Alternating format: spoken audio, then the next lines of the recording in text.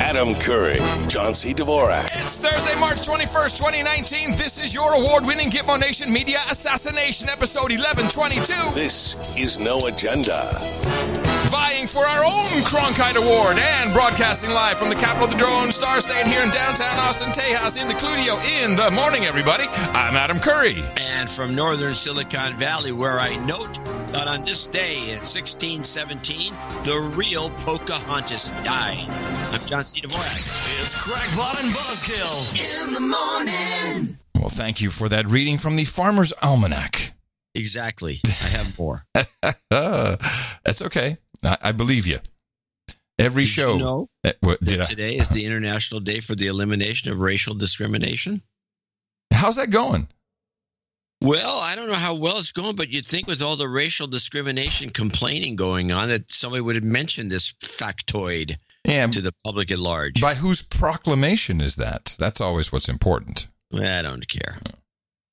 Well, today, by the way, in 1621, was the last Mayflower passenger who came ashore at Plymouth, Massachusetts. Mm.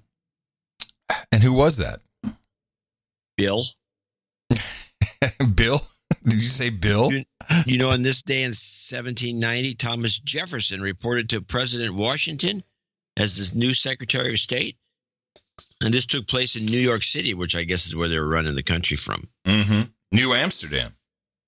In fact, in New York City in 1946, the United Nations established temporary headquarters at Hunter College. Mm. Well, Tuesday in the Netherlands, while we're on the topic of trivia, yesterday was the big election.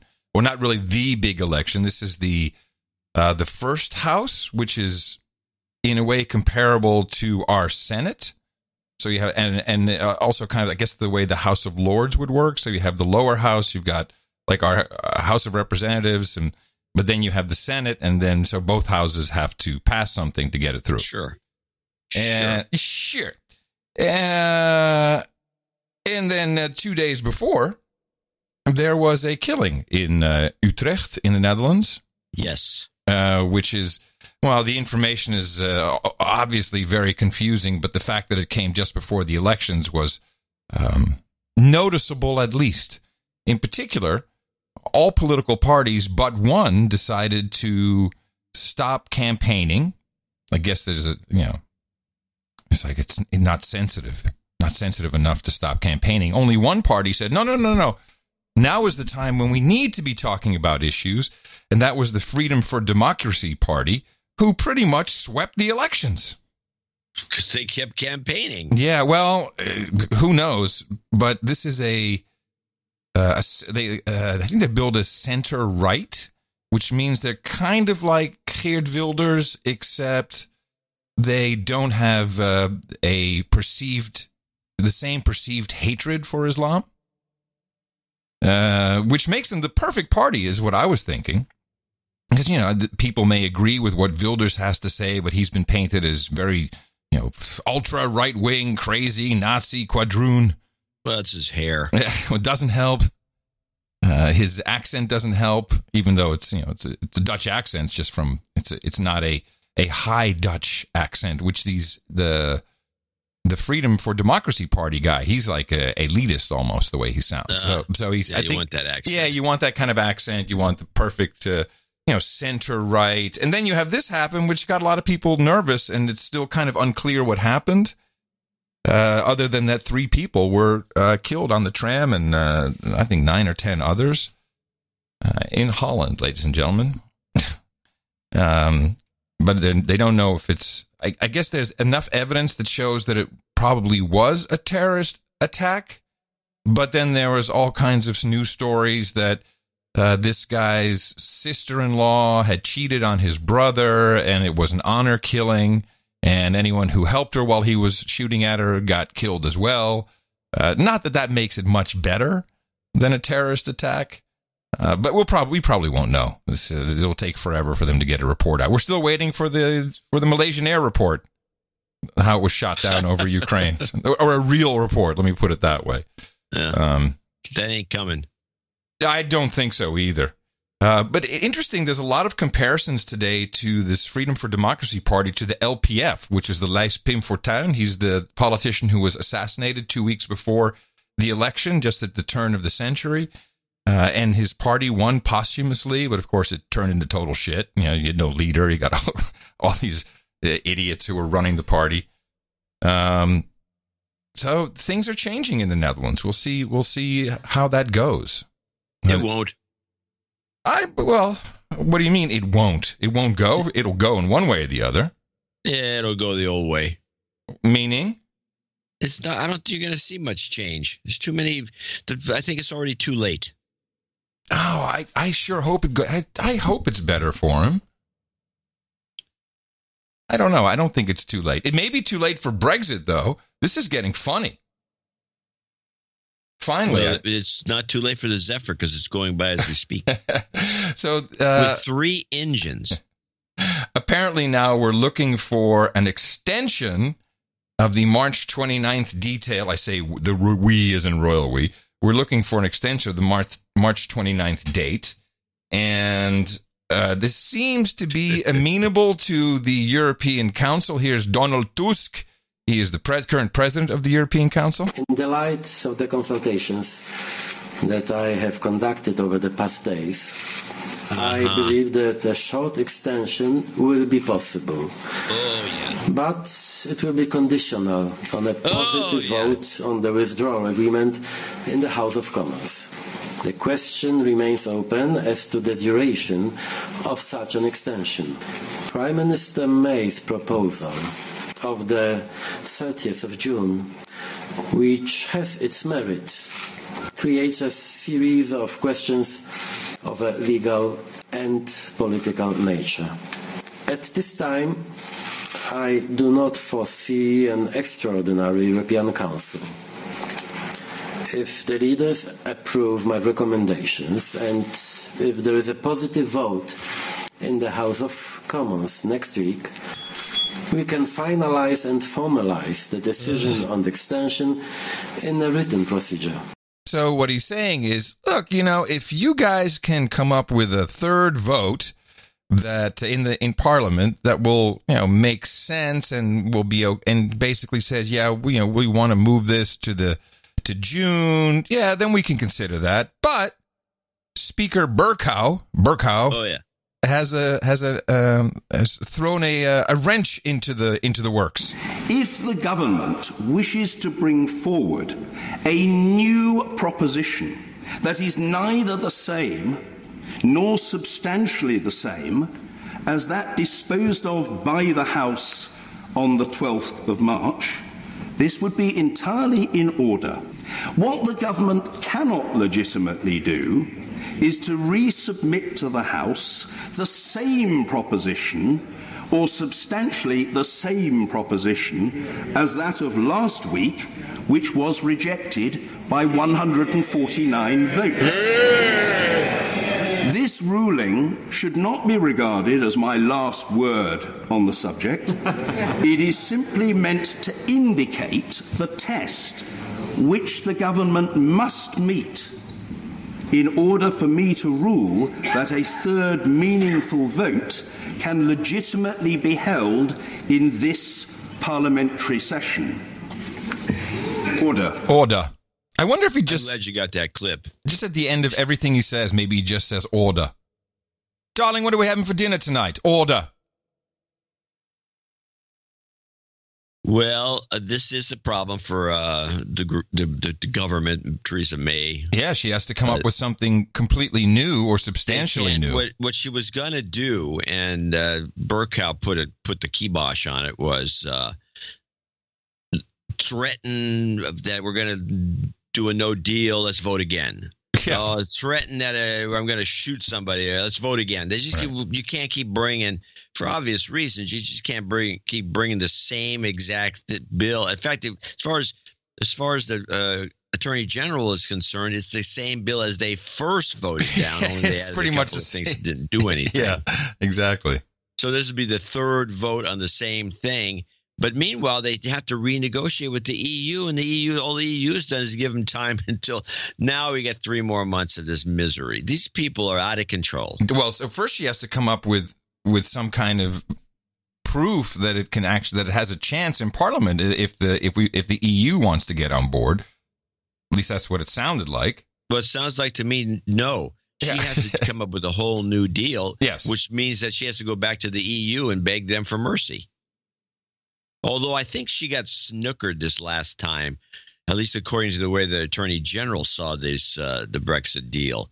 It was fundamentally no different than the first go-around, which was soundly rejected. So how do we get from here to a new referendum, which is what we've been expecting?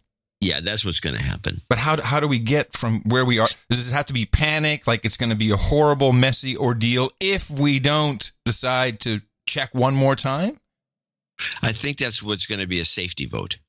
Ooh, or a they're going to call it, of course, they're going to call it, they rename things. Vote. I got a couple of renaming. I like this. I like safety vote. That sounds good. A safety vote would be one way of putting it, but they already have it dubbed the people's vote. Yes, right. Although the first time was the people's vote too, but they never called it that. I think a safety vote would be good. It also dehumanizes everybody. From people's vote to safety vote.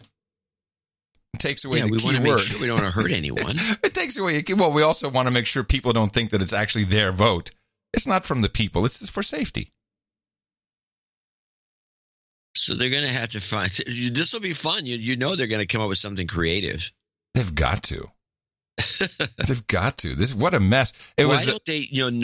There's a bunch of backbenchers, as they like to be called, who are all in for a no deal Brexit. Just get out and use the WTO as your foundation for world trade. Yeah, which I think is Article 24 or something like that. It's Article 24 of some muckety muck Illuminati thing that says here's the deal if we go through the WTO. It's like a guideline, I think. Yeah. That just says everyone can trade with each other. Shut up. Yeah. It's another world organization that is, in this case, an exit strategy for them. Why is that not discussed this much? It's been discussed on and off. They don't want to discuss it because it's because they don't want to leave the EU. That's why. The Who, I guess, are performing in some stadium, and they were interviewed for the breakfast TV. And you know how they are with Brexit. It's like, we won't have any electricity. We'll have nothing to eat, no bread, no milk. We're all going to die. And of course, they pose this to Roger Daltrey as well. Brexit looks like it's getting further and further away. Is it going to be bad for British rock music? No, we don't do the rock business. What's to do with rock business? Are tour in Europe? Oh dear, as if we didn't tour in Europe before the f***ing EU. If you want to sign up to be ruled by a f***ing mafia, you do it. Like being governed by FIFA. If you want to be governed by the mafia, like FIFA. Yeah, that's what I wonder if... a very funny clip. Yeah. Yeah, as if we couldn't tour in the EU before, or in Europe before the EU. Yeah. And that's kind of, I know a lot of guys who think and speak like that. They're so sick and tired of it. Well, it's about time. No, that's not going to make any difference. I don't know. We'll see. They're in big trouble. I'd say the empire is done. Hell. Happy to hear your chair is creaking more than normal. I'm going to get it fixed this week. No, don't get it fixed. Maintain it. Just keep the little squeak in there. You're actually going to take it for repairs? You're kidding me. I never said that. I said I'm going to fix it. You said I'm going to get it fixed. Well, if I said that was an error. An error in elucidation. Yes, indeed. Want to talk a little bit about this 737 situation? Yeah, and I want to say something right off the bat that I based a lot of what I said on the last show on a YouTube timestamp of February 12th, 2018. And after a lot of research back and forth on noagendasocial.com, we not only found out that my timeline was off, but as we investigated the YouTube video again, it mysteriously moved to November 18th, 2018, the timestamp. So a rookie mistake on my part to believe a timestamp ultimately from the Googles. So apologies for that. But it seems that greed and I guess Boeing has just been skirting around even since the next generation 737, trying to save money by not jacking up the price for parts that are made by humans, for not wanting to alarm people with all kinds of extra training that needs to be done. I would say it feels like Boeing is pretty culpable in this. Well, somebody may end up in jail. Woo! Let's play a 737M Update 1. We're going to begin tonight with the investigation into Boeing's 737 MAX 8. The FBI is now involved. CBS News confirms the FBI will assist in looking into how that jet was certified to fly. The Senate panel will hold a hearing next week on aviation safety. Tonight, new details are also emerging about the final 2 days of the Lion Air jet that crashed in Indonesia in October, killing all 189 people on board. Okay. So it turns out the FBI is getting involved, and they're looking for indictments, and they're going after Boeing. And actually the FAA people that didn't do their job, apparently. Let's go to clip 2. By the way, I think that if you look at this in the pure context of the paperwork, this will probably be shown to be pilot error, ultimately. I'm just saying that's usually how these things pack out. We understand the FBI will be supporting a criminal investigation, also investigating the U.S. Department of Transportation Inspector General's office, and a House committee has launched an investigation into the certification process for the MAX. Employees have been told to retain documents. This as we're learning more about the final minutes of one of the 2 737 MAXes that crashed. Now, there was, by the way, it looks like it was one of the pitot tubes up in the front of the plane that was defective. That makes the pitot tube was defective. So whatever those tubes are. Right? No. You have the right name, but that's for speed. I thought it was the air stab sensor was faulty. I think it had to do with the. You can get a false reading on speed if the Venturi has been. Oh altered. No, you can totally get a false reading on speed. So that would drop the nose. It's just. No, a false reading won't drop the nose. It's the software that dropped the nose. Yeah, the software is no good. Where did you read this about the pitot tube? They showed it on the CBS report. They had a circle and an arrow pointing to it. Well, a pitot tube is very, very simple mechanics. So if these things don't necessarily fail, they can be improperly inspected, and it may have been clogged, or something might have gotten in there during takeoff. They don't really fail easily. Well, I'm just no, it's okay. I didn't know this. That's news to me. 737M Update 3. A sensor malfunction had triggered a new anti-stall system, pushing the nose of the plane down nearly 24 times. Minutes from disaster, the captain asked the first officer to take the controls while he checked the flight manual for a solution. Just before the crash, the first officer is saying, Allah Akbar, God is great, and praying for a miracle. Anthony Roman is a pilot and flight instructor. Well, the training was insufficient. It's clear that it was insufficient. Pilots should be reactive to emergencies based on their training. It should be almost automatic. On that same plane's previous flight the day before, the same malfunction occurred. As those pilots fought for control, Bloomberg reports a third pilot hitching a ride in the jump seat correctly identified the problem and told the crew how to stabilize the plane. The jump seat pilot can see exactly what action they're taking and has a more diagnostic role. So it's very fortunate that he was present. Yeah, he said cut off the trim stabs. Pull the breaker. Apparently, yeah, the jump seat pilot knew how to turn off the system, I guess. That's what they reported. Well, he knew the turning off the system is well known and easy. It's right on the front console. But knowing that to do that is the problem, which should have been trained for. Do you have anything? Whatever the case, yeah. This report continues. I don't have another clip, but it goes on to say that they're going to start looking at Boeing for after some ponderance, I've concluded something else that is not being discussed about this. This is just the beginning of two different worlds, and it is the world of the people who design software, and I'm going to use the term artificial intelligence, who are arrogant, or people who manage them are arrogant. I don't want to say developers necessarily are arrogant that way, but their thinking was, oh, don't worry. You can say that. Their thinking was, don't worry, we're just going to correct this in software. It's all going to be good. And they're not going to call it artificial intelligence, but that's exactly what it is. It's AI that was put in to artificially change behavior of the aircraft's flight because the pilots, didn't need to be trained, shouldn't have to be trained. Don't worry about it. We're in charge. We know what's best for you. To me, this is just another example, and maybe no different than the Waymo killing a pedestrian in Arizona. It's artificial intelligence by arrogant software teams who believe that they can fix everything, and it's always good not to worry. You're talking, preaching to the choir here. Yeah. I'm totally all in on that idea. And that's exactly what it is. Yeah, and I'd like to hear how these decisions were made. With Airbus, it's a little more common to have, because the whole thing is fly-by-wire, and it's all done by the computer. But even there, we changed a little few things. We'll just tweak the software, and it'll be fine. We know what we're doing on the ground.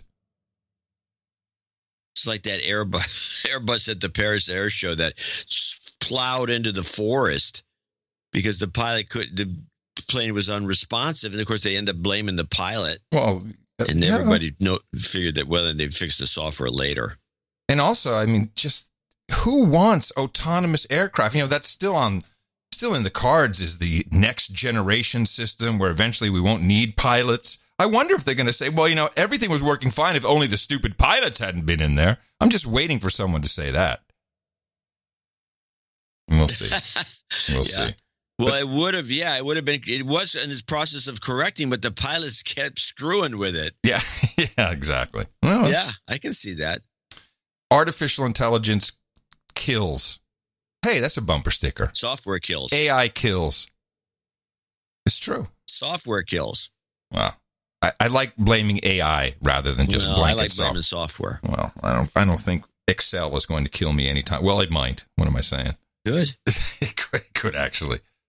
All right. A lot of follow-up on Christchurch.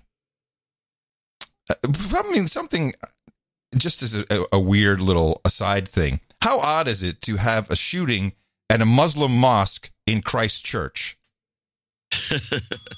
Just as one. You're the first person that points that out.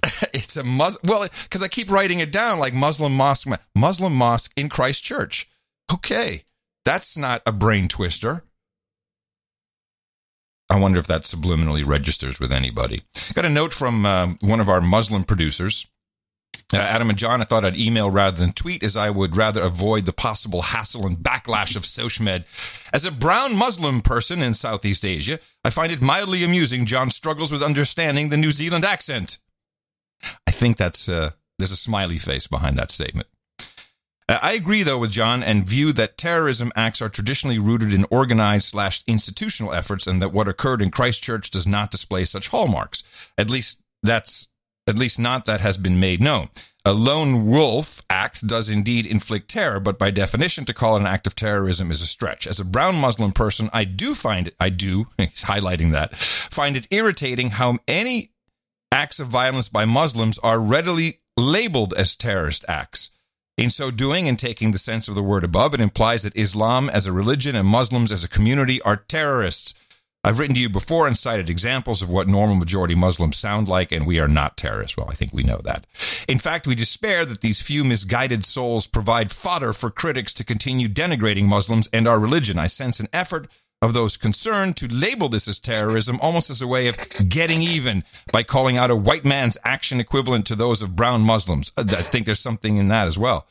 Perhaps so they might continue calling the other terrorist acts as well, ?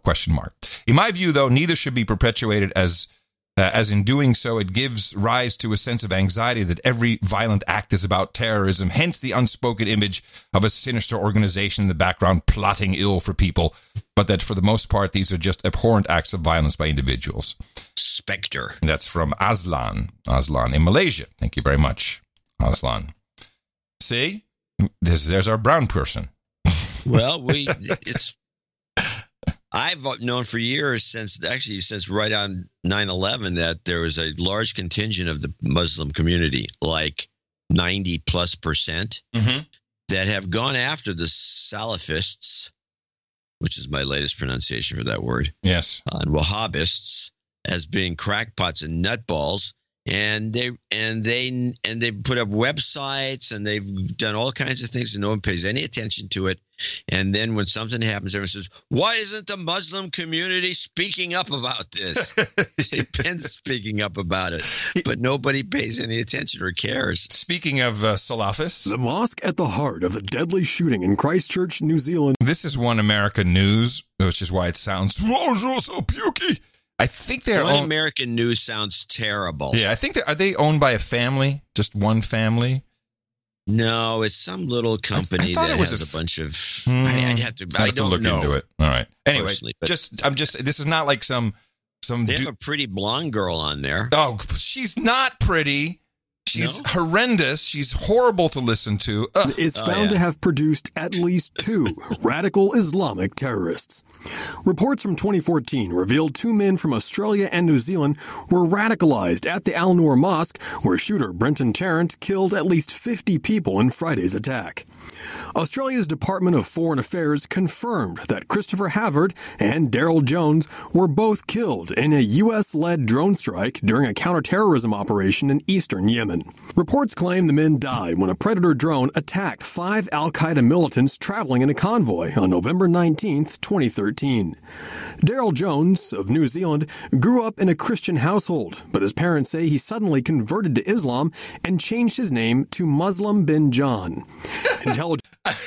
What? Muslim bin... I want to be called douchebag bin Adam. I think Muslim bin John is funny. Converted to Islam and changed his name to Muslim bin John. Intelligence reports show that Jones had been in Yemen for quite some time and had even attended a terrorist training camp. His younger brother Nathan converted as well and now runs a Saudi-styled Salafist group, one of the most radical branches of Islam. Meanwhile, Christopher Havard's parents say he specifically told them he first learned of and converted to radical Islam at the Al Noor Mosque. Now, somehow I doubt the kid who came home and said, "Hey, I'm radical Islam now." You know, there's a lot of radical this, radical that, and I don't think these guys ever did anything radical. They got killed. Leaders of the mosque have confirmed that Havard was a member and spent nearly all his time there. Not only that, but a Muslim speaker from Indonesia reportedly visited the mosque and preached about violent Islam, with many of the small congregation saying they shared his radical views. Yeah. So unhelpful, but not a believable story. But I can't believe there'd be there. Some guy that would spend all his time there and be if you've been to any organization ever in your life, there's always some guy who spends all his time there and he is known as a pest. Yeah. Is that guy ever going home? Yeah. Can you get that guy away from the snacks over there? I mean, it's an honor bar. And he's never puts a quarter in or puts $1 in. It's that guy. Snickers. It's that guy. It's that guy. Now, news broke this morning, maybe it was yesterday morning in Australia, about the charge itself. A very odd clerical error was made. As apparently, the way they charged this guy was by saying, okay, you murdered at least one person. They had a name. They put that person on and possible 50 others. I don't know exactly what the process is or exactly what happened. This clip tries to explain it because the interviewer was asking the Minister of Police to say, hey, how did this happen? But apparently in the affidavit or whatever it is they use in New Zealand, they said, all right, we're charging you right away. We know of at least one person. So not only was it a person who's alive, but it also added one extra person to the tally of 50. It was 51. Very confusing. Good evening, Minister. Before I get to the gun changes, I just need to ask you about some breaking news. The police have confirmed that the person that they have charged the alleged gunman with murdering is in fact alive. How did that happen? Look, my understanding is it was an administrative error. It will have no impact whatsoever on the court process. I understand it's been rectified, and onwards and upwards, and let's bring this guy to justice who killed 50 Kiwis. So when you say it's been rectified, how? What's had to happen? Well, my understanding is they've got the right name on the one charge. Keep in mind the terrorist has been charged with one account of murder. Obviously, there are a lot more charges to come, and like I said, it has been rectified. So did he have to appear in court for that, or will there be another court appearance before the scheduled one in April? Not too sure on that, sorry. When did the police tell you that they'd made this mistake? About 10 minutes ago. That's your first you've heard of it? First I'd heard of it, yes. And how did it come to their attention that they had made this error? So if he heard about it just 10 minutes ago, how does he know it's all been rectified? Well, he's a spokeshole. He's full of crap. Probably. But isn't this odd? And she's really hammering on it, saying, well, essentially, you've got to charge the guy again because you charged him for a murder that was not committed. And I don't know. What is this, a mistrial in New Zealand? Made this mistake. About 10 minutes ago. That's your first you've heard of it? First I'd heard of it, yes. And how did it come to their attention that they had made this error? Again, sorry, you're probably best to talk to Commissioner Bush on that. But all I do know is it will make absolutely no difference to the charges this terrorist faces. So was there a period of time where you had an individual in jail for a crime or an alleged crime that didn't take place? Well, it appears that on the charge sheet the wrong name was there. That has been corrected. This terrorist will be held to account for the 50 people he murdered and also the 50 people he tried to murder. So I want New Zealanders to be assured that this terrorist will be held to account. Will you be talking to them about that? Because it seems to be a fundamental error, doesn't it, on a very, very important investigation. Yeah, well, I'm not too sure how it happened. I will have a conversation with the Commissioner at some point in time. But like I say, this terrorist will be held to account for the people he murdered. Terrorist again. So, people just have to be assured that this has been sorted and nothing will change in terms of the eventual charges this terrorist will face. All right, so just an oddity. There were a couple other things that people have pointed out. This is from New Zealand News Talk Radio. I am aware that just through a quirky stroke of timing, there has been a massive armed offenders squad training exercise taking place in Christchurch this week, including today. So if there was any silver lining to a very dark day, the Garden City has had a massive amount of AOS officers in the city for this training exercise. Isn't that interesting? It's so annoying when this happens. So this was not a training exercise the day before or the week before. This was an exercise that was ongoing during this attack.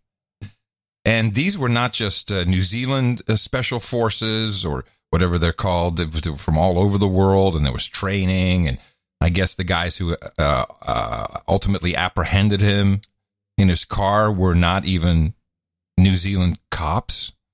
They were just some of these highly trained guys.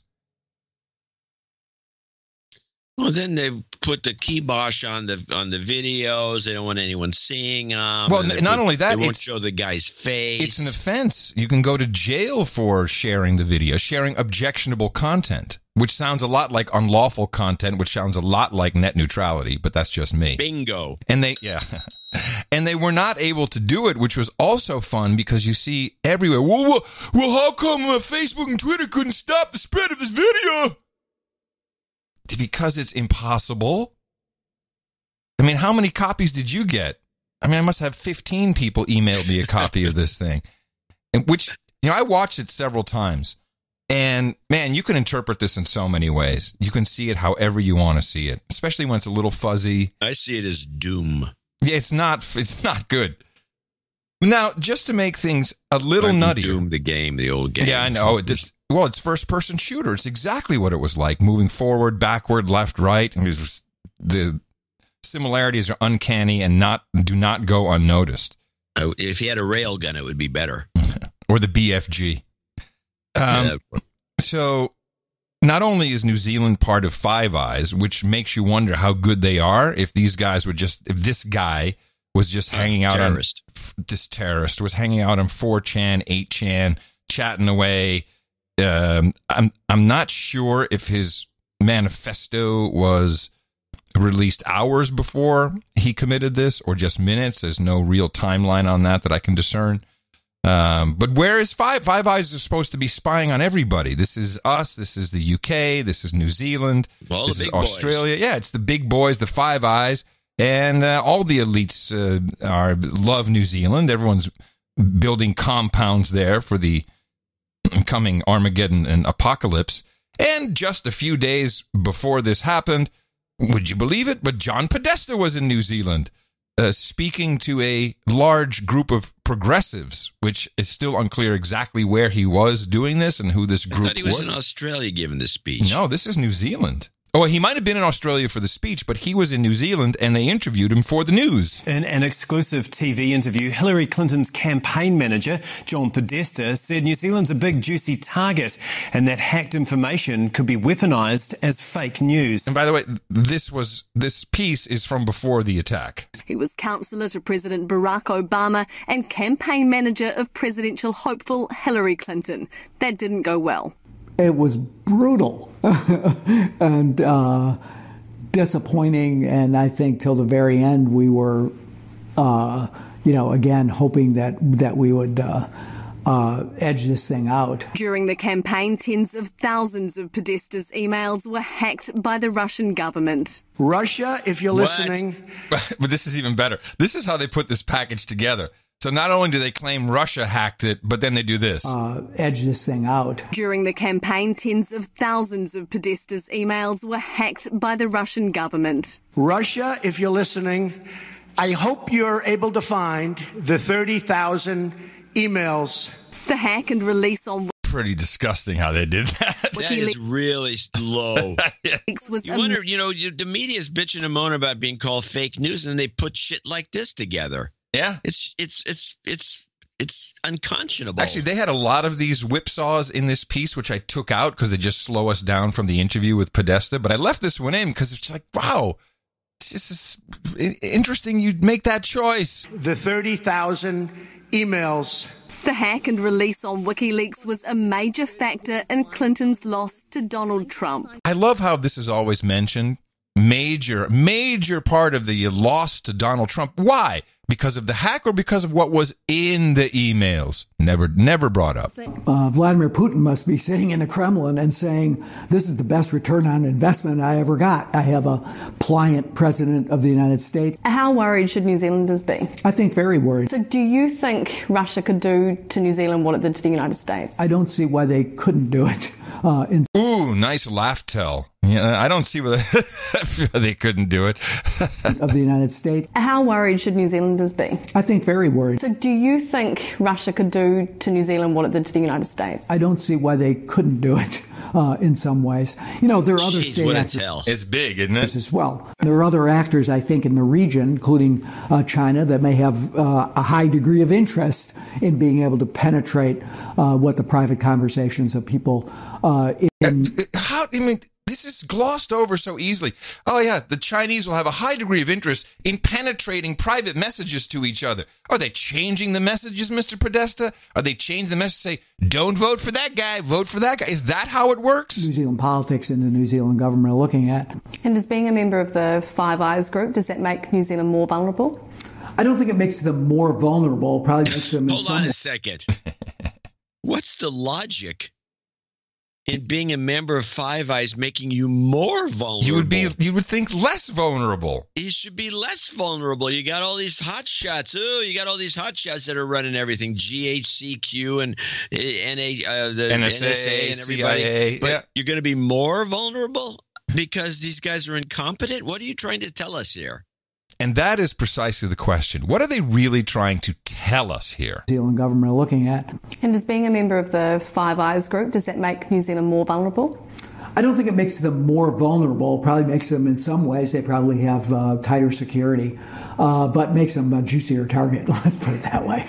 What's new is, as I said, is this weaponization, the disinformation, the use of social media to spread discord, lies, dissatisfaction, and that's, I think, what you got to look out for. What happened to the penetration of private messages? Hillary Clinton and I were running a child porn ring out of a pizza parlor, which had no basis in anything, but a guy ended up showing up with a gun and shooting a gun off in this pizza parlor. Do you dismiss that stuff out of hand because it's so bonkers? Yes, and that's a mistake, I think.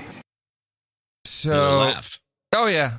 So it's just interesting that these elites show up and they're around, and things happen, and I don't know. It's the 8chan and 4chan people. This manifesto has caused all kinds of issues. There's infighting because how can it be that this guy, that he did this, but that he did not say anything about the Jews? You see, this is a big problem. It's like that can't be. I'm not kidding. I have report after report and analysis. Here, the biggest right. He makes no mention of Jews, a hot topic related to multiculturalism on the Chans. Israel had made a declaration of war against New Zealand. When was this?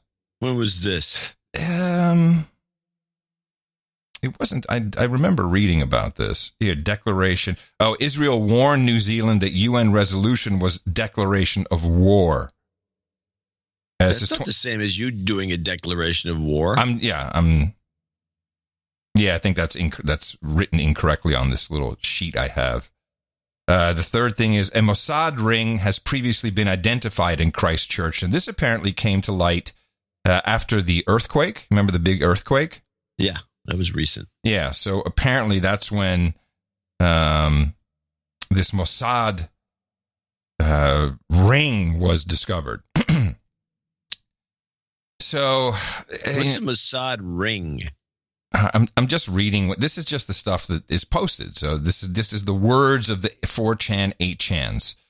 So the shooter makes no mention of Israel, Zionists, or Jews, even though he hangs out on 4 and 8chan. It's really, really odd that someone who feels strongly enough to go shoot up a mosque would leave mention of this out. So they have I'm so tired of this 4chan and 8chan. The first 8 messages on each posting are interesting, and then it just devolves into Jew hate. It's just how it goes every single time. Anyway, so a lot of these analyses are in the show notes at nashownotes.com. You can take a look at it. But everyone seems to be confused about this. No one really knows where it's coming from. We have, the wrong people being listed as killed. We've got the elites, the John Podesta hanging out. We've got the... we've got the radicalized guys, whatever that means, whatever that's true or not. We have the training exercise. It's all really good fodder for conspiracy theory. It sounds like all of it. You can pile on. All of it. And you left out that it's Trump's fault. Well, no, I'm saving the best for last. Trevor Noah of The Daily Show. Apparently, they have a YouTube feature which is called Between the Scenes. So when he's recording the show, and it's recorded, it's not live, of course. When there's downtime, when they're resetting lights or getting ready for a guest. I mean, it sometimes could be 20, 25 minutes downtime in between, where a commercial break would be and setting up for the next segment. So they air these things when he's talking to the audience in his it's interesting because it's not quite his television projection, but it's not far from it. But what he said is something we need to hear. One of the things that got me about this whole thing was people trying to blame Trump for it. And I know this is controversial, but I don't blame Trump. I think in many ways, Trump is similar to climate change in that I don't think you can pin any one storm directly on climate change, but you've got to admit that climate change has an effect on increasing the probability of these storms. I feel like Trump is the same thing. I don't think he's the cause of any of these things, but he does in some way raise the temperature enough that we'll see more of these things happening. What I have started realizing, and it's a scary thought, is that I disagree with people who say Donald Trump inspired this shooter in New Zealand. For me, I feel like Donald Trump is inspired by the same things as the shooter in New Zealand. They're products of the same white supremacy. They believe the same things. You know, Donald Trump and these people run around always saying, oh, he's not a white supremacist. Yeah, but all white supremacists think he's a white supremacist. You know? Well, I'm just saying, if Beyonce and Justin Timberlake think I'm a great dancer, then I'm a great dancer. I mean, it's weird to say that I'm not. But he really is, he's a product of that. That's a very interesting analogy he used there. So if everyone says, if all the white nationalists say Trump is a white nationalist, he's a white nationalist. Just like if Beyonce and Justin Timberlake would say Trevor Noah was a great dancer, then he'd be a great dancer. Which, of course, he wouldn't be. How does this analogy work? Wow, it's a mind-boggler. No, it continues. You know? Well, I'm just saying, if Beyonce and Justin Timberlake think I'm a great dancer, then I'm a great dancer. I mean, it's weird to say that I'm not. But he really is, he's a product of that. And that's scary because, you know, when you think that he's the figurehead, it makes it almost easier. You just go, if you just get rid of him, then the problem is gone. But I honestly believe that Donald Trump is a product of white supremacy. He's a product of that fear that has been instilled in many white men in America and in and around the world who have been led to believe that they're constantly under assault and that they're being replaced and their place in this world is at risk. You know, believe they're being replaced by black people, Mexican people, Jewish people, whoever they're being told. But it's a weird fear. It's a weird feeling that they have. They believe they're losing even though they're winning. Weird fear versus threat? Yeah, I would like to just point out that every single mainstream channel, newspaper, magazine, website in the United States blames white men for everything. So white cisgendered men, by the way. Yeah, they add that just for good measure. But, you know, how much longer are you going to say white men are to blame for everything? Because it does make some white men crazy. But it's a weird fear. It's a weird feeling that they have. They believe they're losing even though they're winning. And it's hard for many of them to see because they are winning. But like in America, people would always argue, yeah, but you look at how jobs have declined. But look at this guy. He's in one of the best countries in the world to live in. So what is his argument? Genuinely, what is his argument? You start to realize that it isn't only economic anxiety. Have you not seen the white people living in tents in Los Angeles, San Francisco, Seattle, Austin? There's a larger narrative that's being spread online to a lot of white men in a very similar style that ISIS spreads its message. And that is that, hey, this is your true destiny. This is what's happening to you. You should be afraid, and this is how you can fight back. And I think Donald Trump is as inspired by that message as the shooter was. That's why he needs his Jeanine Pirros on TV to help him figure out how he feels about things. That's why he's so stressed when they're not on the air. I think so. Baby needs his biddy. And that's probably how a lot of people think in show business land. Oh, show business land for sure. A lot of them comics. Yep. Well, he's a comic. Turned philosophers. Yeah. Well, Trevor Noah is a comic. Yes. Something that I think Jon Stewart, unfortunately, began as a trend. And now you've got every comic that comes from the Stewart camp, which would include Trevor Noah, but I would also put Stephen Colbert and Bill Maher, John Oliver, and all these guys who think that they are smarter than. I mean, they're not just comics. They're great social commentators. Although it's interesting, at a high level. It's interesting when you listen to Joe Rogan talk about this topic, and he's right in the middle of these comics, and he says, no, they're all doing a bit. And I just don't believe it. He says, now, Bill Maher's doing a bit when he says those things. I'm sorry. So he's completely different. Privately, he says completely different things. This is all a bit. If there's a bit, it's to tone it down. I mean, that clip you just played from Trevor Noah, you know, he's philosophizing. He's doing analogies he wouldn't normally do on the show where he's doing quick, snappy things. That's kind of a bit. And you yourself said it's kind of the same guy. And I don't see Bill Maher being all of it some different person. Right. And most comics are. There's a very few comics out there that are, and if they are different, they're just morose. I mean, like Robin Williams was. He was a very morose character. Right. But once he flipped the switch, he was a character of a sort. By the way, I'm sorry. I don't buy what Joe Rogan said there. Neither do I. But I'm just mentioning it. It's like an excuse. I did read one analysis of these types of massacres and things that happen and tragedies, and we saw it with the 737 MAX as well. And this was from someone who looks at false flags, conspiracies, propaganda, mind control. And he said, beware of the lone shoe. He says, the lone shoe. And that's the lone shoe? The lone shoe. The shot of whatever's going on in the background, whatever carnage. And then the shoe. It's usually a sneaker, a trainer, a shoe, an empty, no foot, just an empty shoe in the foreground is a massive tactic to traumatize people. It has become so connected to traumatic events of human suffering and violent loss of life that it is often placed specifically to not even have people look at what's happening in the background. You see the shoe, you think, oh, crap, one of those. That's funny. I'll start looking for the lone shoe. Well, there's a shoe at the so-called crash site of the Indonesian Air 737. Yeah. And it's very famous now because that's one of them. You don't see anything else. It's just, bits of rubble, and then you see a lone shoe. So, yeah, the shoe is something to be watched out for. In propagandistic photography. Now, if you want most photographers stage their shots. I'm reminded of that famous shot that was a VJ Day or VE Day, whatever Victory Day it was, of the sailor on Times Square kissing that woman. Oh yeah, it was sexual harassment. And it was called sexual harassment. It's all these things. Oh, rape, somebody said. Rape, yes, a form of rape, yes. And then it turned out that the thing was staged by a photographer the day before. Yeah. Where he could actually set up his camera and make that stage shot with two actors.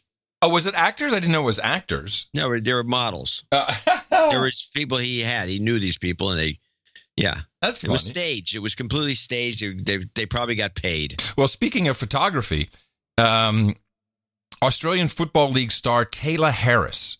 So they have a women's football league, and they're tough. These are great sports women, sporters. And this Taylor Harris, well, I don't want to say sports women. They're great. They're athletes. That's the word I'm looking for. They're great athletes. And there was this front page picture of Taylor Harris, and she's kicking. Right after she kicks the ball, so she's in the air. It's one of these fantastic action shots. Her left leg is crooked behind her, and her right leg is completely extended. Her foot is above her head because she just walloped this ball down the field. And of course, she's wearing shorts. And yeah, I mean, if you're 12, you go, I can see your crotch. So the AFL, the Australian Football League, tweeted this picture, which is nothing other than a great athletic photo, and some moron retweeted saying, I can see it, but it's affected Miss Harris. Comments that my family will read and feel concerned for my safety, because these people are behind screens now, but there's no one saying they aren't going to show up at the footy on the weekend. And how do I identify if that was the person that made this vulgar comment directed at me? Because now I'm uncomfortable in my workspace. I'm uncomfortable in my workspace now. Well, I think the guy did his job. Uncomfortable in my workspace. Uncomfortable in her workspace. Get out of show business, because that's what soccer is, baby. Show business. It is. Now, if you want some real propaganda, the most recent episode, which I no longer watch, but several people emailed me about Madam Secretary. Yes, I needed to get that because it was supposed to be a real gem of propaganda. It's always been a propagandistic show. Yes. And by the way, its ratings have been very slowly dropping. This is the most... People they get sick of it. Yeah. Well, this is the Lear Hollywood Foundation at work, hands down, no doubt about it. Everything shows it. Everything that was written for this specific episode to remind us that climate change is happening. It's killing people. It's humans' fault, but really it's America's fault.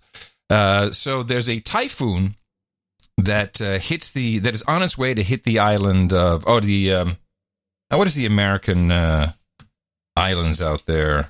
Samoa? No, it's an American Guam. protectorate. No, I can't remember. I think it's in the clip. But then, luckily, it veers off towards Nabur, so it goes away from an American protectorate. But first, we'll start with the typhoon, and here it is. It's the typhoon is here. I mean, have you seen these FEMA numbers?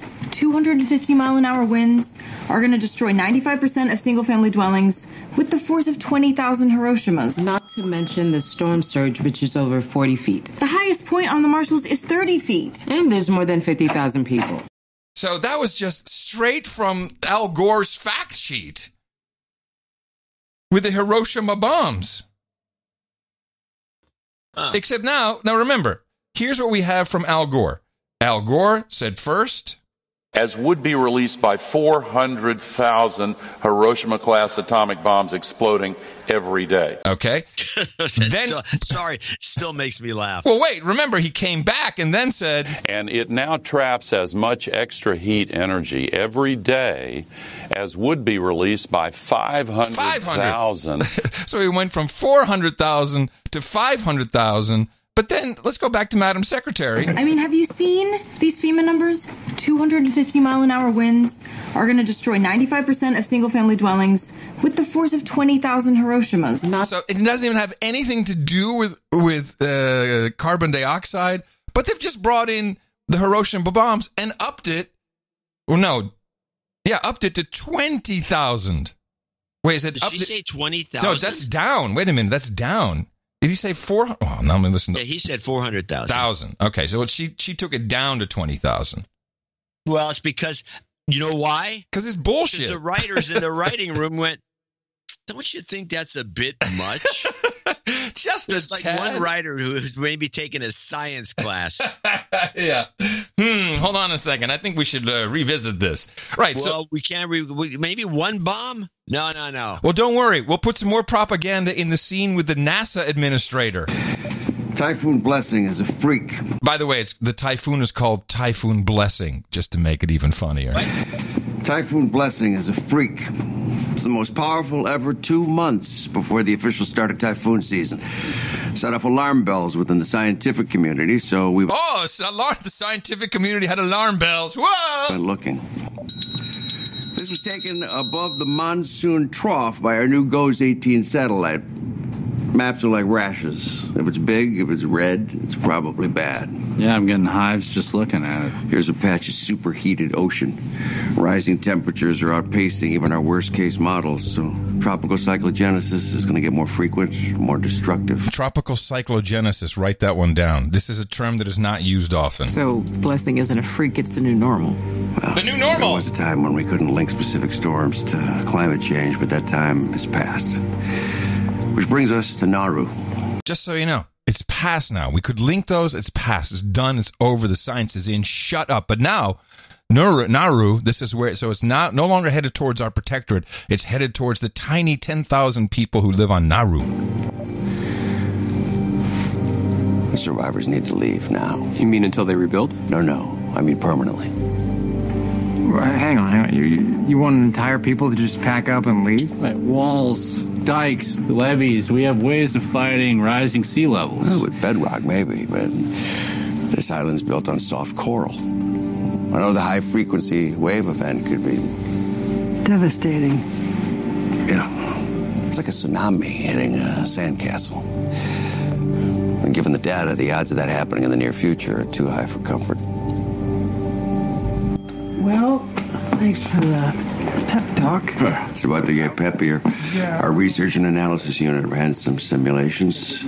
Today it's Nauru. Tomorrow could easily be Jakarta. Oh, so it can be Jakarta tomorrow. Jakarta. Yeah, Jakarta. Yeah. Wow. Now, so they bring in, so 1,000 people are killed on this island, including the president, the whole government, and all that's left is a 23-year-old kid who's the descendant of the president, and he happens to be in Washington studying. So now he has to become the president and also learn that his family and his friends have died, and he lays down the last egg for us. We're going to get you on a flight to Hawaii that leaves in a few hours. From there, a military plane will take you on to Nauru.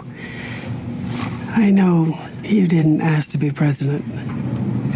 My mom. I can barely breathe because I don't know if she's alive or dead. And you're telling me, you mean I'm supposed to take care of everyone? To help them rebuild? I'm afraid rebuilding isn't an option. What are you talking about? According to our best information, the island of Nauru is no longer habitable. You have to evacuate. I'm sorry. Evacuate?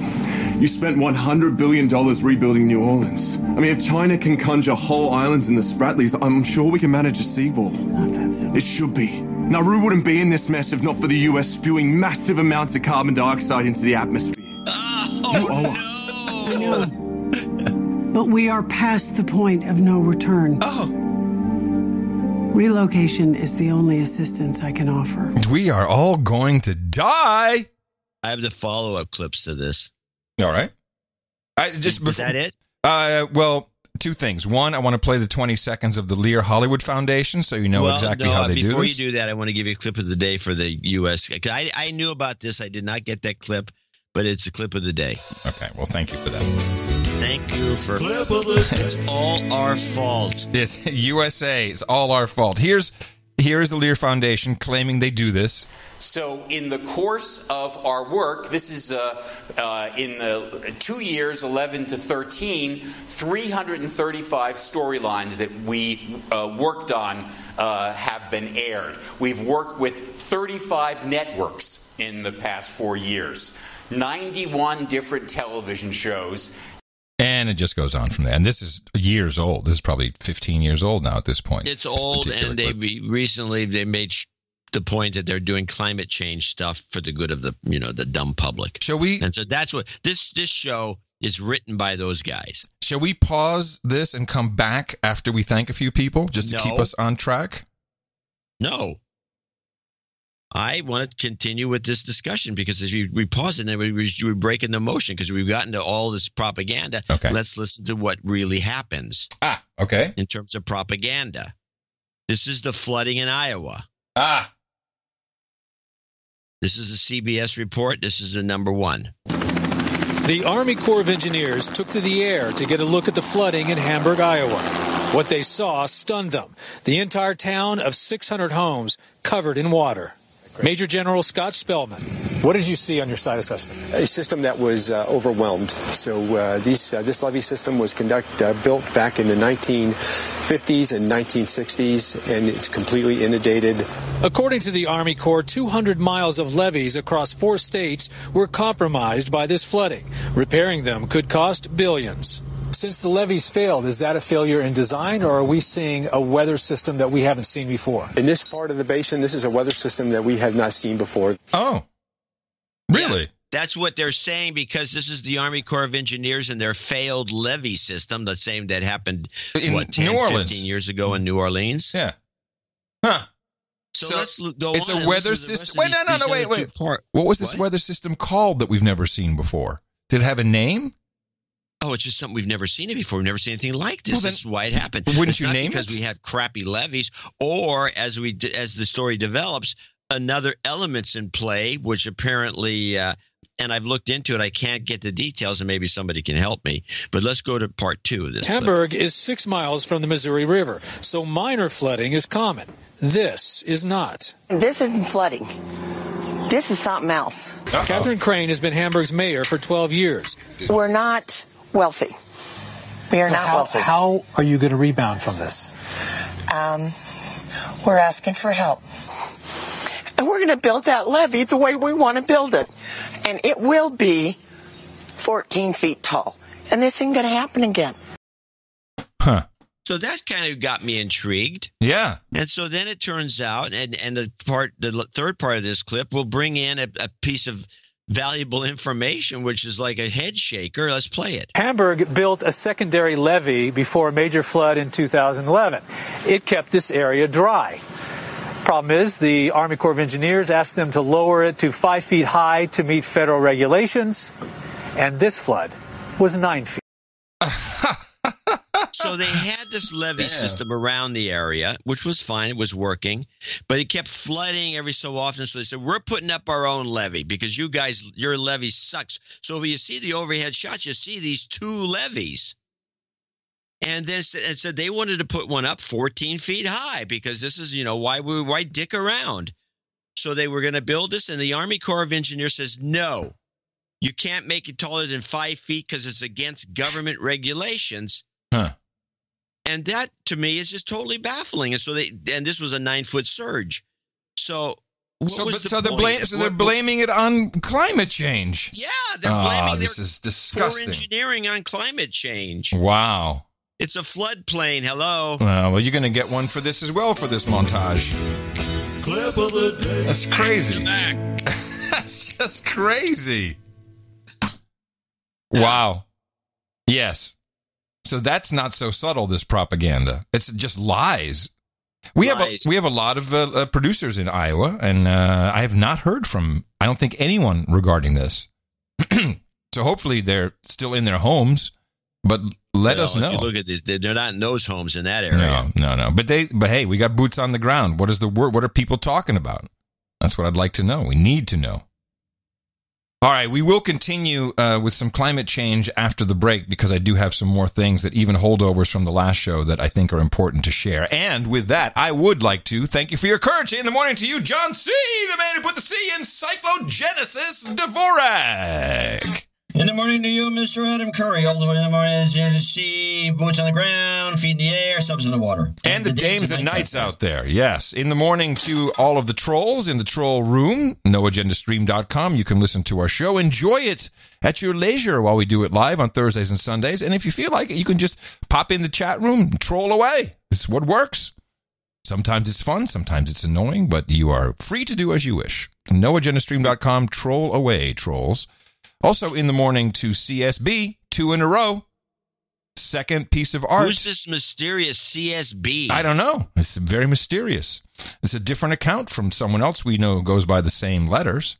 Huh. Well, that person said they were never going to send art in again. No, so it must be someone else, yes. I even got emails from Europe about this. This was the Join the Podcasting Union with the union fist. And people who saw that listened to the segment and thought it was fantastic. And said, oh, you're so right. This is so idiotic. They're like professional radio guys and who also do their own podcasts. And like, who are these idiots who think that's going to work? So we appreciate CSB and the work that all of our artists do. NoAgendaArtGenerator.com is where you can upload, also view all of the artwork that is made and makes it into products, onto products, T-shirts, mugs through No Agenda Shop, and makes it into the newsletter. And it's also just beautiful to look at. And we appreciate that. Thank you very much, CSB. Sir Fenwick leads the pack with $1,288.64. Whoa, what is this about? Yeah, it's a guy. He's in Emeryville over here. Your podcast, it is his podcast because he's sure is the only voice of sanity in a world that is otherwise filled with idiots and morons masquerading as newscasters and reporters and journalists. I cannot begin to tell you how much the healing nature of our show means to me. Oh, good. What you both do twice a week on Sundays is so important. This donation of 1288.64 brings me to Viscount. And apparently I could have requested territory with my last donation, but alas, I missed out on that at the time. Well, you can always do it. Yeah, well, he's doing it today. Well, yes, he is. If you look closely at the peerage map at the San Francisco Bay Area, the small Emeryville Peninsula has been overlooked. Seeing as my wife and I have an apartment there. Are you in the big tall building? And it contains a marina. Oh, yes, that's where the peninsula is. I believe it should be protected. Please accept my request for the responsibility of this territory.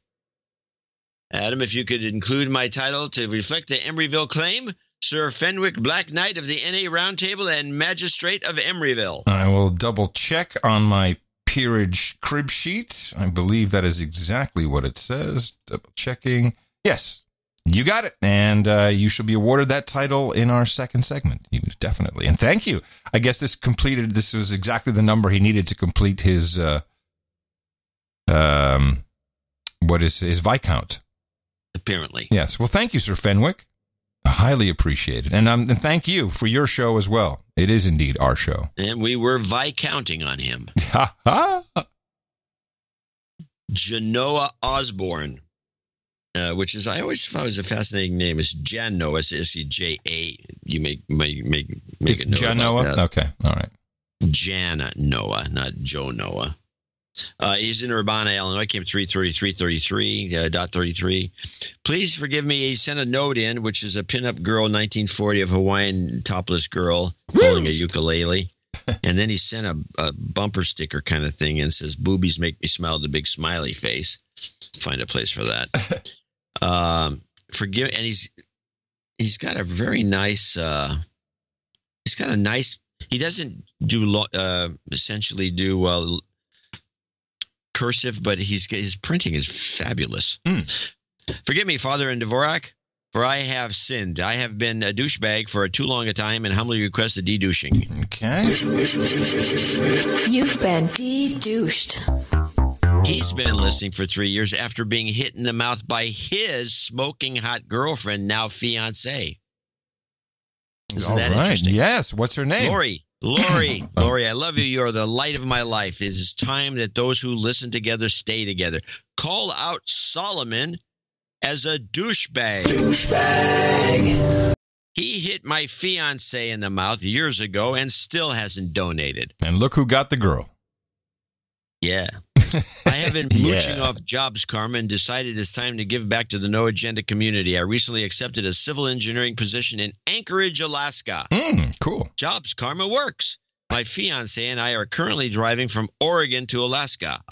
The Trans Am Highway, whatever that thing's called. The Trans-Canadian Highway, whatever it is. I like the Trans Am Highway. Trans Am. To Canada, Oregon to Alaska, and we'll be deep within Canada. Hey, it's all right, John. We got time. By the time you read this note, please give us moving karma for our travels. Definitely. We'll be listening on the road. Thank you both for all that you do. This is truly the best podcast in the universe. P.S. My fiance and I handpicked this card for you all the way from Maui, where I was born and raised. May the boobs be with you. No jingles, just karma. Wait until the next installment toward my knighthood, Genoa. You guys sound like a great couple. Sound like people we want to hang out with. And if we're ever in Anchorage, we will look you up for sure. Here's your karma. Thank you. You've got karma. I think this name Genoa is dynamite, by the way. Yeah. It's all right. Yeah. All right. Lysander Bogert in Utrecht. I think it's Lysander Bogert, which is, I think, typically female, Lysander. But I'm not sure. It could be a male. But there's no note associated with Lysander? No, there's no note in my box. Is there any in yours? I looked in my box. My box was empty when I looked in it. Okay, Lysander, do I recognize this name? Has Lysander donated before? It's a new, I think, because I look at the Dutch name. Sounds familiar to me. I always think of Bogert, that joint. Yeah, Bogart.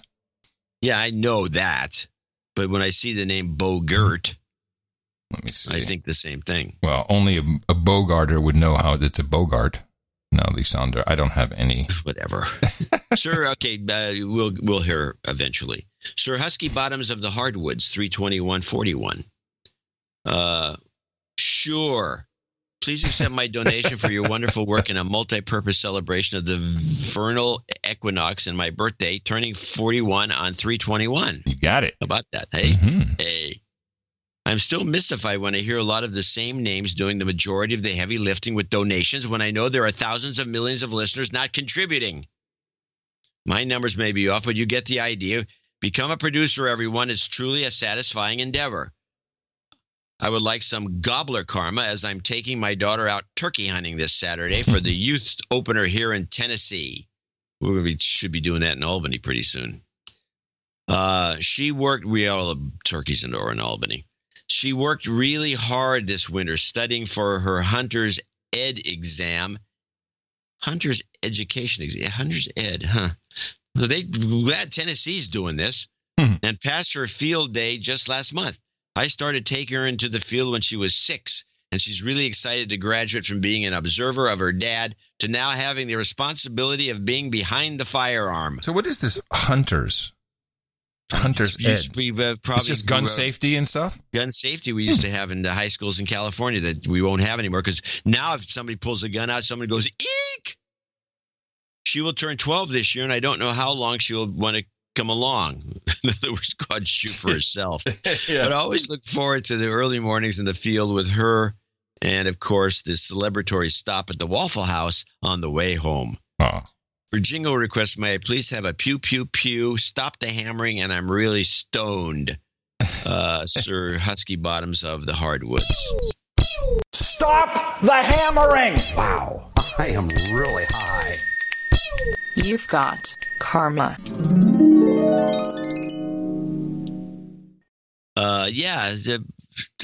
Everybody should learn how to gun safety. I don't understand it. Yeah.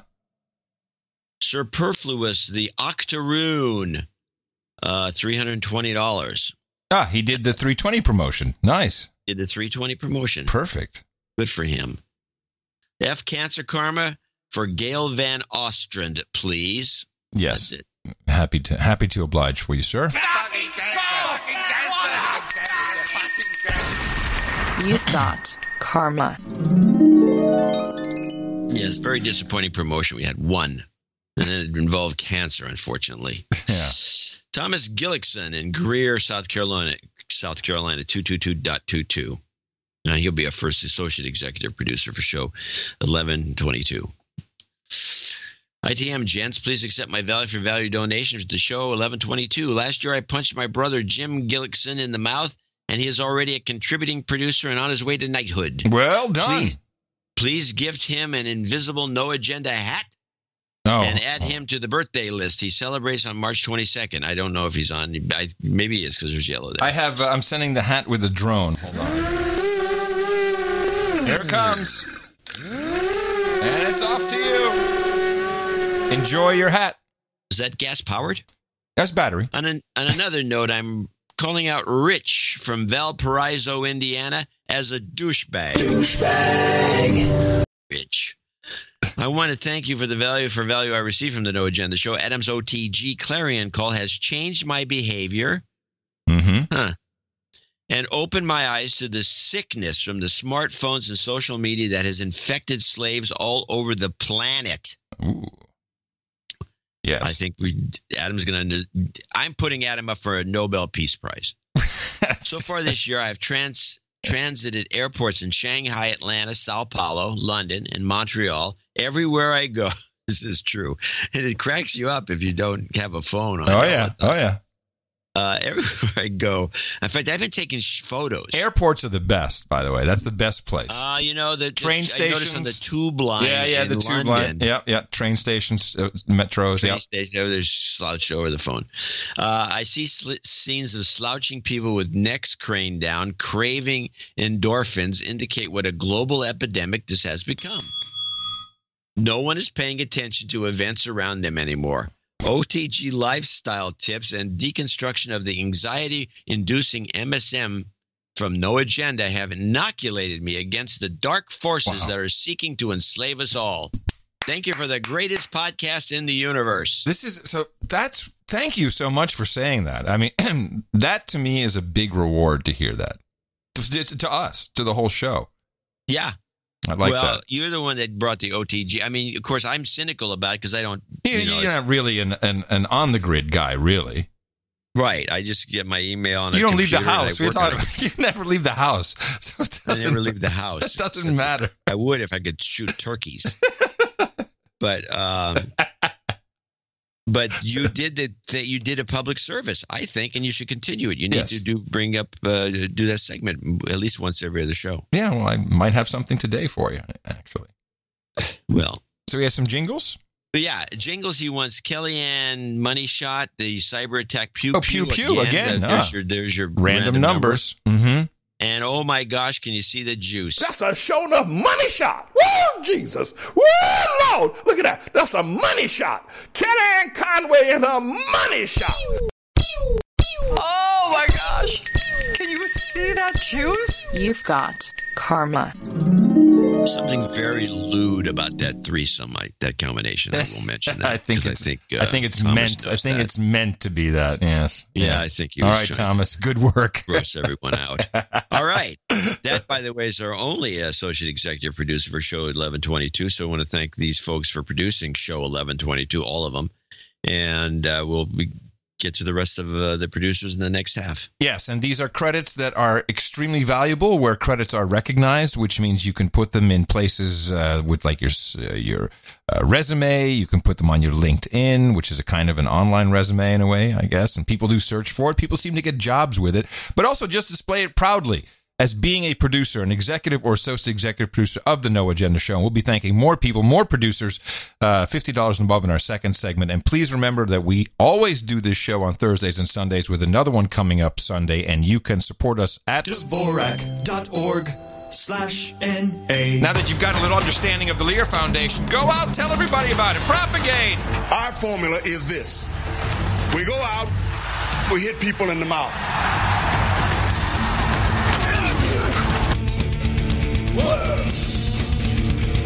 Stop the hammering. Shut up, So I have an interim clip I want to play. All right. What's his name of that show? It's on NPR. It's Money Planet or Money Watch. Planet Money. Planet Money.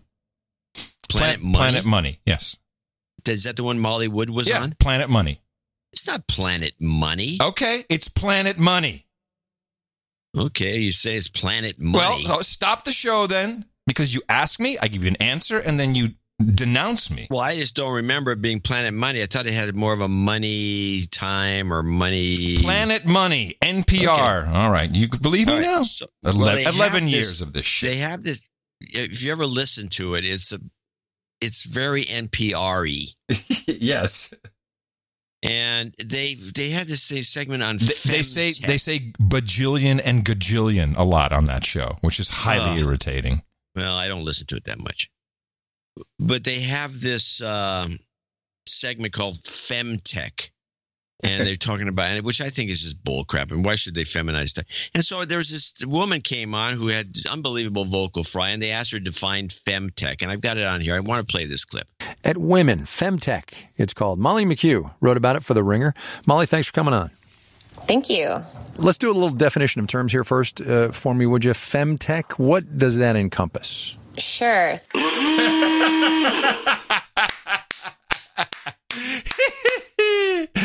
There's nothing like a good sure in the morning, everybody. When you ask somebody, what does that encompass? The answer is never not sure. Sure. All right, good one. Good one. Tina and I are even doing this to each other now. How's the house doing? Well, can you tell me how the house is doing? Sure. Sure. Back to some climate change stuff, because there is a lot today, or this past few days. And one of the things that was completely snowed under by the Muslim mosque in Christchurch, I'm just going to keep saying that now because it's such a dichotomy, was the big climate strike by the kids, which, the way I understand it, many of these kids organized themselves. Not that they were given any propaganda in the classroom. They came up with it, just autonomously. But that's kind of the idea.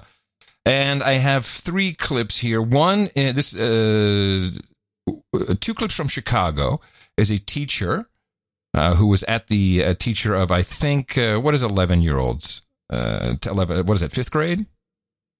Something like, I think around 5th grade. I'll look it up. And then I have something from the kids. And then I also have a quick compilage from UCLA all about climate change. And I think that Well, I think there's good news in these clips. I'm very concerned. I think the show in general is concerned about the child abuse of telling children we're going to die. It's going to be 12 years. And, Al Gore training 11-year-olds to go out in front and speak about this death and destruction that we will not reach because adults aren't doing their job. Let's listen to the teacher first with his general impression from the big school strike for climate change in Chicago. Extinction Rebellion is a nonviolent civil disobedience action group launched in the UK just a few months ago, and it's really spread throughout. By the way, it's the group is called Extinction Rebellion. That is the term. Extinction Rebellion. Something like 30 countries in a very short amount of time. So our practice and our mission is very much in alignment with what the students are doing today.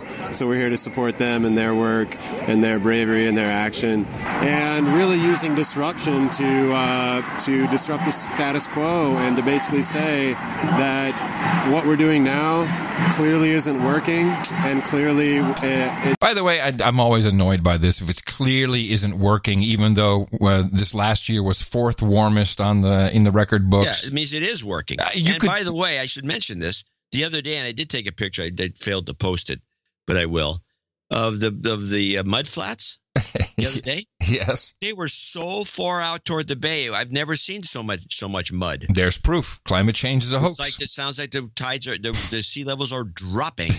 Who knows? But it's clearly not working, says the teacher. What we're doing now clearly isn't working, and clearly it seems that we're hell-bent on destroying future generations' ability to live on this planet. So destroying future generations. That's where by the way, that's the intent. Yeah. When you're pushed to a point of crisis, you have to take matters into your own hands in a way that doesn't hurt anyone, but also makes a strong statement. As a teacher, I would say kids. Sorry? It hurts the kids. Of course it hurts the kids. Hands in a way that doesn't hurt anyone, but also makes a strong statement. As a teacher, I would say it's very simple. First of all, tell the truth. Tell the truth about what our students face in a developmentally appropriate way. I've seen... In a developmentally appropriate way. Hey, kid, you're going to die. Hey, kid, it's World War II. Hey, kid, you're doomed. Hey, kid, that's a responsible way, teach. What our students face in a developmentally appropriate way. I've seen students as young as 9, 10. There's some of my students over there that are, probably 9 years old. I can tell you for a fact they're going to die. Not told what to say. They're seeing the same speeches by Greta Thunberg. They're hearing the same headlines. I hear about kids as young as 6 who hear headlines on the news, and they're asking their parents. Now, notice what this teacher is saying. What is the common theme here that he's talking about in what the kids are learning? And I'll play it again. The same speeches by Greta Thunberg. They're hearing the same headlines. I hear about kids as young as 6 who hear headlines on the news, and they're asking their parents, what is global warming? Do you think that the kids are just reading headlines? Because this is all the teacher seems to be talking about. Headlines, headlines, headlines. What are they talking about with sea level rise? What does that mean? So we need to acknowledge that children are intelligent innately, and that they're curious, and that they want to make sense of the world. So initially I thought, oh man, this is so horrible. This is one of these teachers who is just propagandizing these children, scaring them. But we're in good luck, because I have definitive proof in the following 2 clips that not only do his kids, this is his actual students, so they're 9 and 10, so they may be 4th grade. These are his students from the same video. Not his students who he has been propagandizing are stupid. The kids aren't learning anything. They may be a headline, but they're completely uninformed about the whole thing. This is our future we're talking about, even adults' future too. But it's also the humans that are ruining it too. By keeping your car engines on when you're waiting for school. We're all ruining this earth bit by bit, and it's horrible. Yeah, we really care about being here. The climate is changing, and there's a small group of people with a large amount of money that are being poops and not recognizing it. So this is what the children have been taught through headlines, apparently, is is a small group of people with all the money, and they're being poops, and they are the evil ones. This is the teaching. Good work, Teach.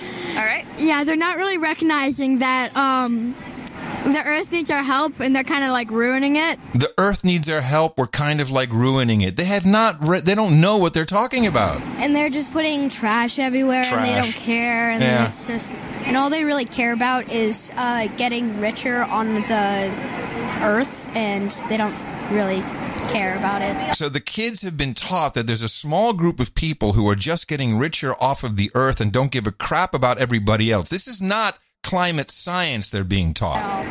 And we think that, like, we want to be able to have a life without worrying about climate change. Okay, so the kids really, what you didn't hear is ice caps, sea level, carbon dioxide. You didn't hear any of this. You barely heard fossil fuels. They kind of alluded to it because it's those people who are ruining the Earth, the rich people. Now let's shuttle forward to an older age group. Let's go to the University of California, Los Angeles. This is a compilage from PragerU, who kind of asked the same question about climate change, Green New Deal, and there is good news. These kids are just as uninformed, or should I say, moronic, as their 9-year-old equivalents. What are your thoughts on climate change? I think climate change is real. That's the first and foremost thing that you need to establish, because there's a lot of contradiction upon that. It's really like the big corporations using up like the most of the resources. Same thing. I don't think we realize how f***ed we are. It sucks because a lot of people aren't doing, like, our politicians, like, they're not doing enough to, like, actually, like, put, like not, like, stop it, but just... Listen to this liker. No, this is good. This guy, count By the like. way, yes. The first girl, unfortunately, I don't know you can get that clip because you keep losing it.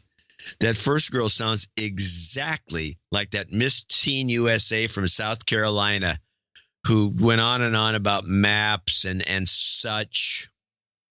And just made a fool out of herself. Exact same voice. I'll dig that clip up sometime. Anyway, go on. It was it Miss? I think it's because it's mislabeled, Miss South Carolina. I sent it in a couple of times. Yeah. Okay. I'm sorry. You will have to send it to me again. Sucks because a lot of people aren't doing, like, our politicians, like, they're not doing enough to, like, actually, like, put, like not, like, stop it, but just, like, keep it, like, prevent it from happening, you know? Like, they're just, like...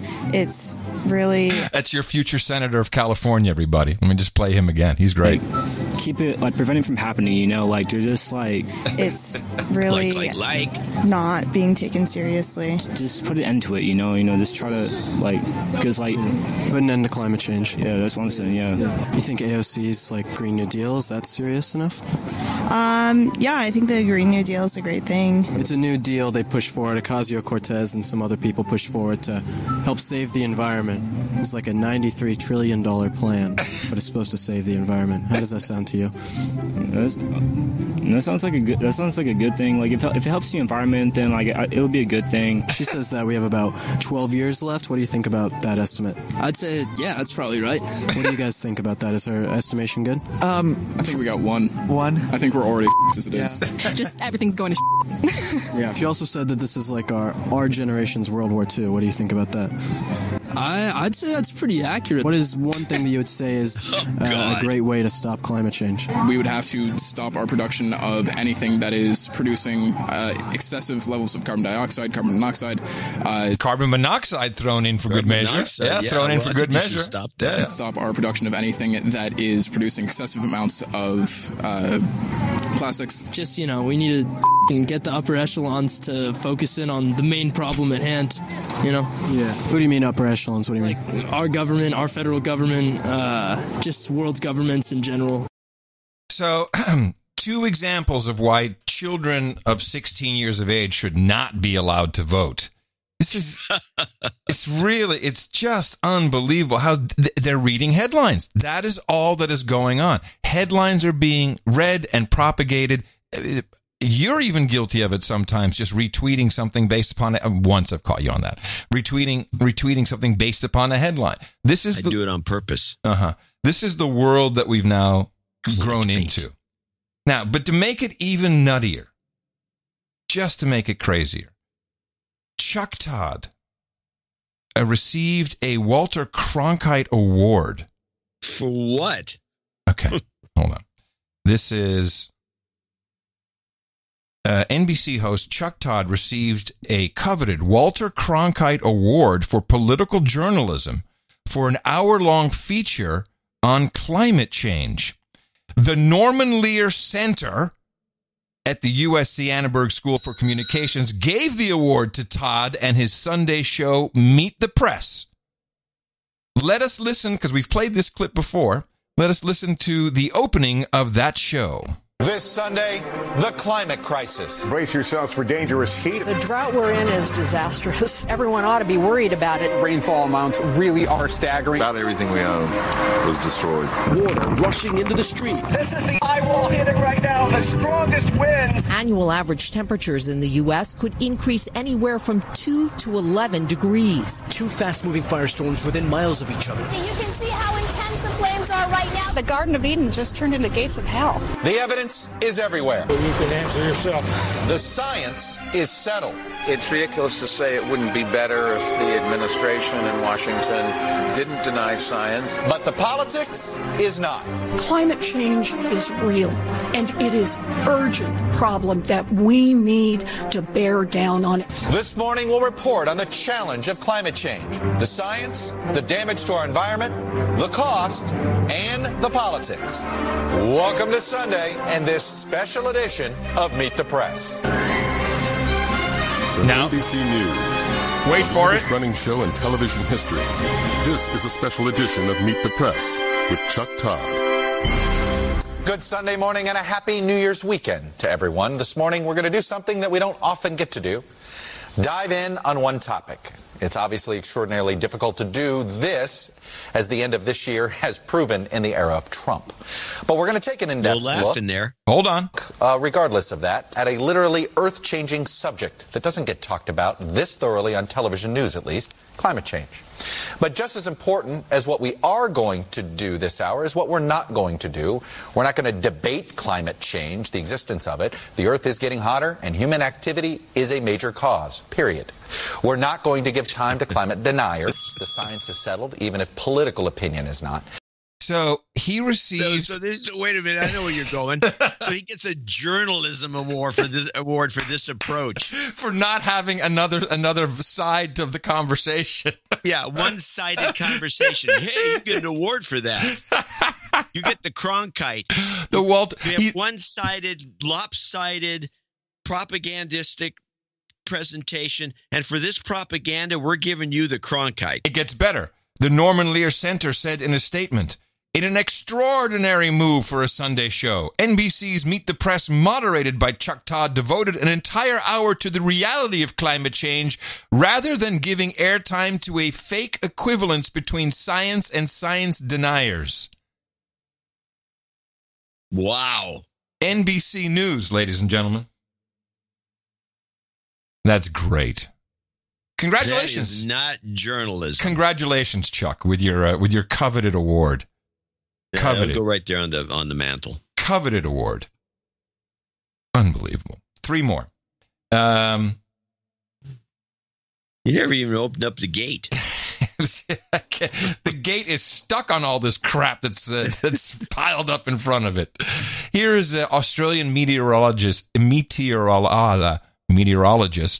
Ian Pilmer, and he was on the TVs, and he did what I think was one of the best and succinct explanations of the 97% number of all scientists who are all in. This, I think, will become an evergreen for us. Well, let's go back to basics. We once had cheap electricity and it was reliable. Now we don't. What has happened? We've had a green movement tell us that there is climate change due to human activity. Not one scientist has ever shown that carbon dioxide emissions by humans drives global warming or climate change. We can also show that the very small amount of carbon dioxide that Australia emits has absolutely no effect globally. In fact, Australia absorbs more carbon dioxide than it emits. So we should put out a hand to Paris saying, pay up, because you're doing it to all sorts of other clowns. Now, that 97% figure derives from a survey done by a chap at the University of Queensland. He's now left, thank God. But you paid for this survey, and you, the taxpayer, paid for a survey done of 10,257 people. 3,146 responded, but out of those 3,146, 77 were selected. And out of the 77, 75 said that humans are driving climate change. Now, that is a survey from hell. That is sheer fraud. And so we have 0.03% of climate scientists whose life depends upon spinning the gloom and doom story are saying, well, humans are driving climate change. I think it is the explanation. Very succinct. He's got the numbers. He's got where it came from. He's got the percentages. And that's how the 97% number came into play. Yeah, out of the 76 people. 77. Yes. 77. Exactly. So where does all this lead? There has been it leads to a bunch of psycho kids and dummies at UCLA who apparently don't know anything. And one more. But by the way, let me stop. I got to stop. Sure. I'm old school. I've been about California schools. I know the whole situation. I don't want to say this in any disparaging way. But when I was a kid, they were stupid at UCLA too. I thought it was just saying. Pepperdine. Now, obviously, the people who listen to our show from UCLA are not. No, they're smart, obviously. They're smart. Hello, but of course. Generally speaking. Thank you for this old school moment. We feel vindicated. A very important study has come out from the Harvard School of Engineering and Applied Sciences. And I've been waiting for this. We know it's been coming. I've been one of the many voices talking about them, they, thus, whoever they are, spraying shit in the air under the guise of, let's protect the earth, let's geoengineer this sucker. They have come out with a solar geoengineering paper, which, in their paper, proves and claims that using solar geoengineering, also known as chemtrails, works. And that it should be applied, but only under a specific case because they figured out how to make it work and how to make it beneficial. This is Peter Irvine from the Harvard School of Engineering and Applied Sciences on the halving. Solar geoengineering describes a set of proposals to reflect sunlight to reduce climate change. It can't get us out of the climate problem. We must cut greenhouse gas emissions. And it can't tackle all the risks posed by rising CO2 concentrations. But could a combination of emissions cuts and solar geoengineering be less dangerous than emissions cuts alone? This is the question we address in our paper. It's worth taking a moment to take on a common misunderstanding about solar geoengineering. Previous studies have found that if all warming from rising CO2 was offset by solar geoengineering, there'd be less rain overall. This has led some to worry that it would inevitably cause droughts. However, there are two things to bear in mind here. First, under global warming, there is an increase in global mean rainfall, so something which reverses this could be valuable.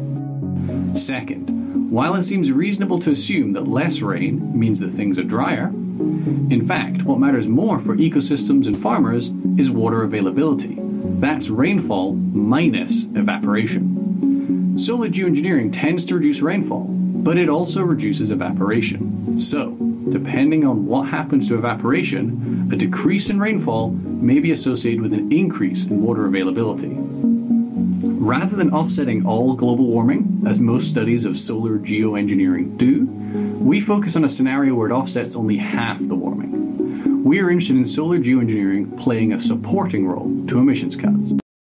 I apologize for the audio. It's the Harvard who has put this stupid droning music underneath the guy, and I can't find him speaking about this anywhere else. So the idea is, because solar engineering, often the way they've calculated it, creates droughts, therefore it's not a good idea. But if you use only half, if you try to only solar geoengineer half of the world, or half of all parts of the world, then it has a net plus benefit.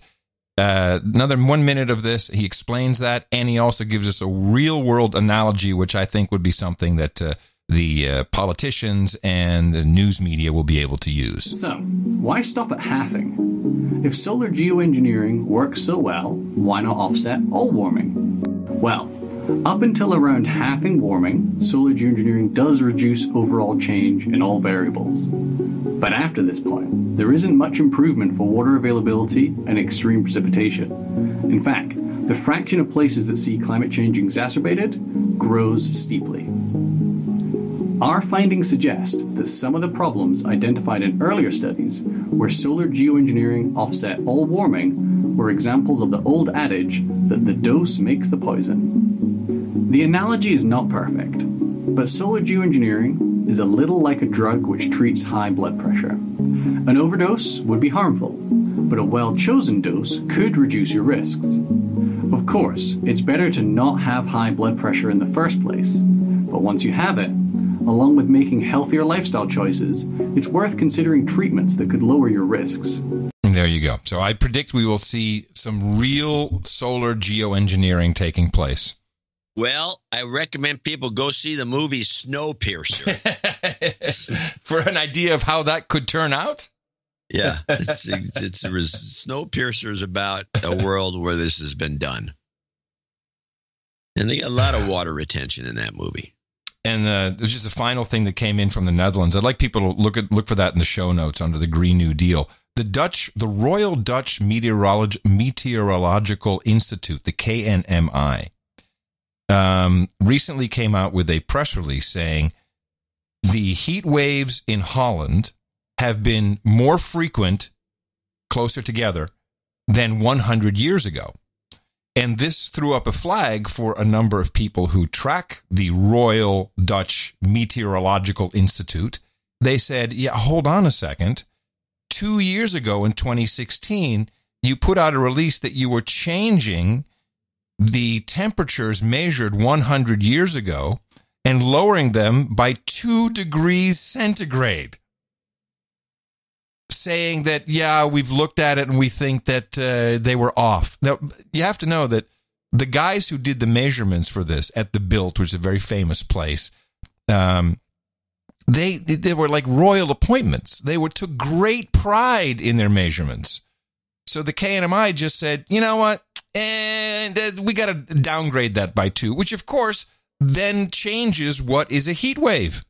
Yeah. By a lot. And they will not answer this. In fact, they are very hostile to people questioning this. So who are you to question us? These are dicks. Dicks. Big dicks. Exactly. Now, the funny thing is the measuring devices for temperature is one of the oldest. And when they developed the mercury as a guide, mercury thermometers, they're extremely accurate. Yeah. And it's only when they came with these kind of electronic MEMS and all these other kinds of temperature sensors that don't use mercury, where the accuracy is probably not as good. I don't even think they had that 100 years ago. They just decided, no, they used mercury. They had mercury thermometer 100 years ago. Yeah.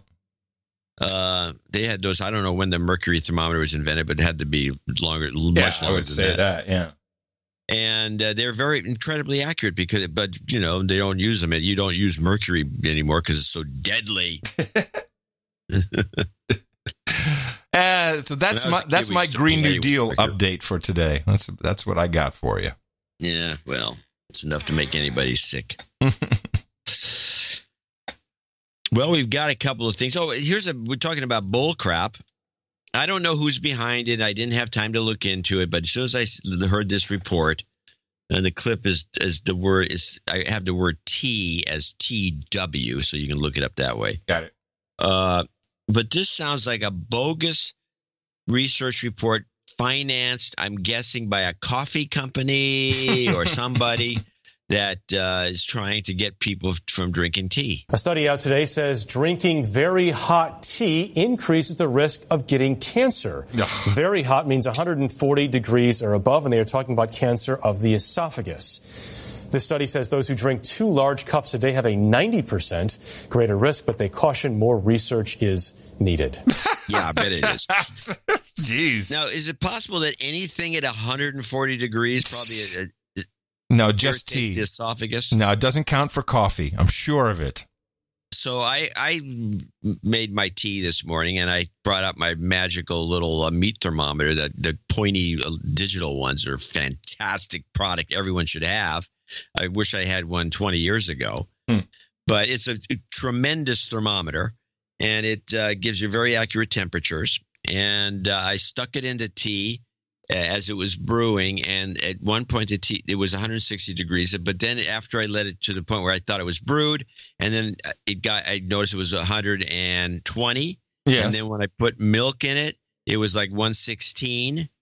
And that's the temperature I'm drinking my tea, more or less. But I kind of like things tepid as opposed to boiling hot. But this is bull crap. This is bull crap. It's interesting. I was just thinking about that this morning, how I remember in school, blue jeans will give you cancer. Mom, stop buying blue jeans. Eggs will kill you. Stop eating eggs. Blue jeans in particular. Oh, yeah. That will give you ball cancer. All kinds of great things. Mm-hmm. Well, there was that thing some years ago. There's a couple of things a few years ago that got my attention. One was that all of a sudden cast iron was going to kill you and give you a heart attack. Oh, yes, I remember this too. Remember the cast iron one? Sure. And that kind of went by the way. Sure. And but my favorite one, which I actually wrote about, was in the 80s, and I wrote about it when I was doing op-eds for the Examiner. They had stopped a shipment of grapes coming in from Chile and banished all grape imports because they found a couple of grapes that had been injected with arsenic or cyanide. John, remember bananas would give you mercury poisoning. I remember this too. Don't stop eating bananas. The mercury poisoning, you're going to die. And so these grapes they found, and they showed a picture, and they showed a pinprick in 2 grapes in a bunch. And if anyone knows anything about import export, you're not talking about they're bringing in tons of grapes. And so how are you going to find this contaminated grape?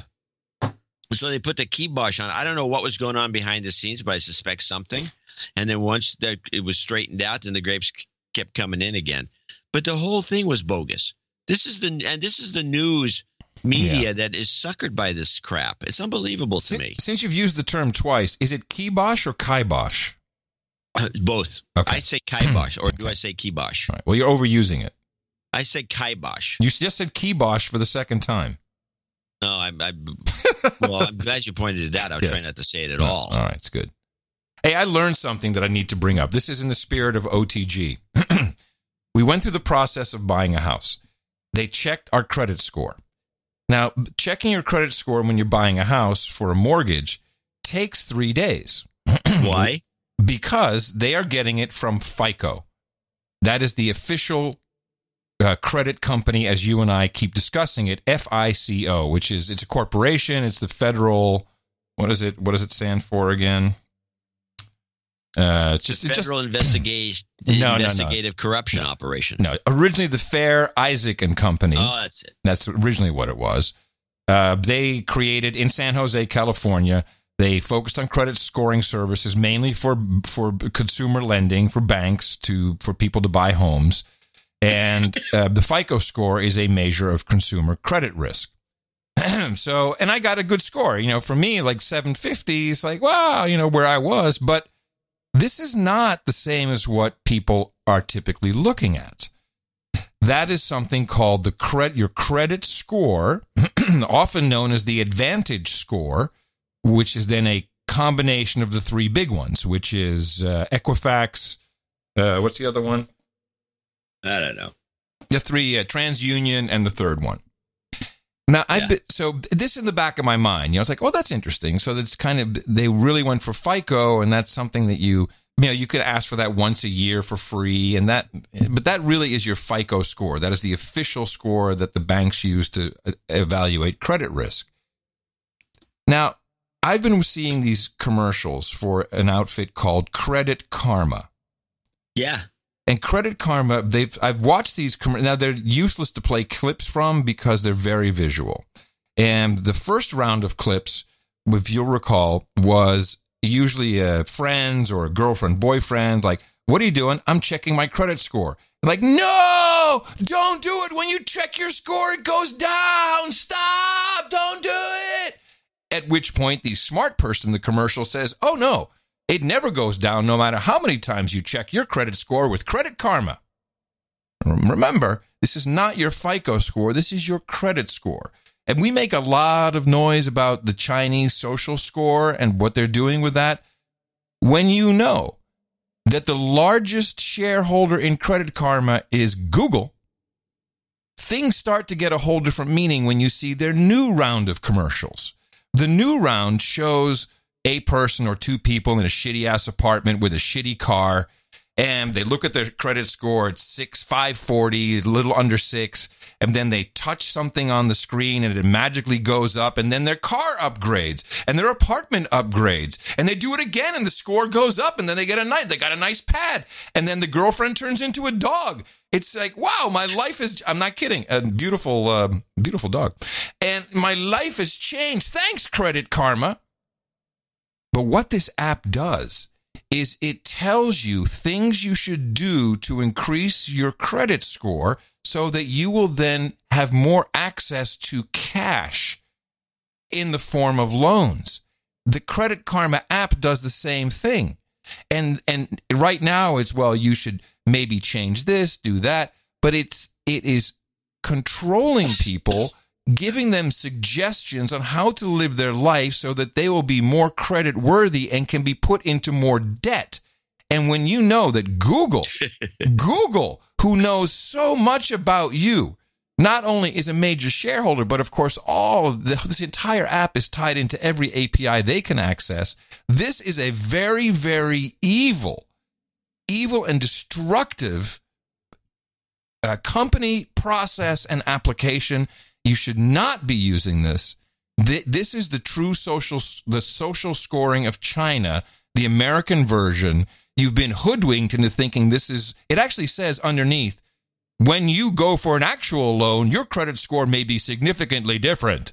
Because, of course, it is. It's not your FICO score. It's your Advantage credit score from Credit Karma and Google, who are evaluating your entire life. They are evaluating your risk, telling, well, if you don't do this, or, maybe if you did a little bit of fitness.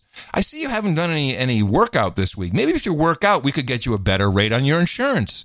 Hey, I've seen that you drive a little too fast sometimes in places where you shouldn't. If you drive a little slower, I can get you a cheaper deal with insurance. This is changing and modifying your behavior to get into more debt. It is to sell you more stuff. They get a piece of the action, I'm sure, of any insurance special offer. Insurance, it's just another banking scam. It's just another version of debt. It's just another version of it. So get off of this. And by the way, Elizabeth Warren, where are you? This is completely egregious. There's no disclosure that Google is a part of this outfit. Well, Elizabeth Warren, who's going after Google and Facebook for some reason. Yeah, not about this. She should be all over this. It would be a good example for her to, whatever you just said, which I guess is your OTG segment that you promised. For today, yes.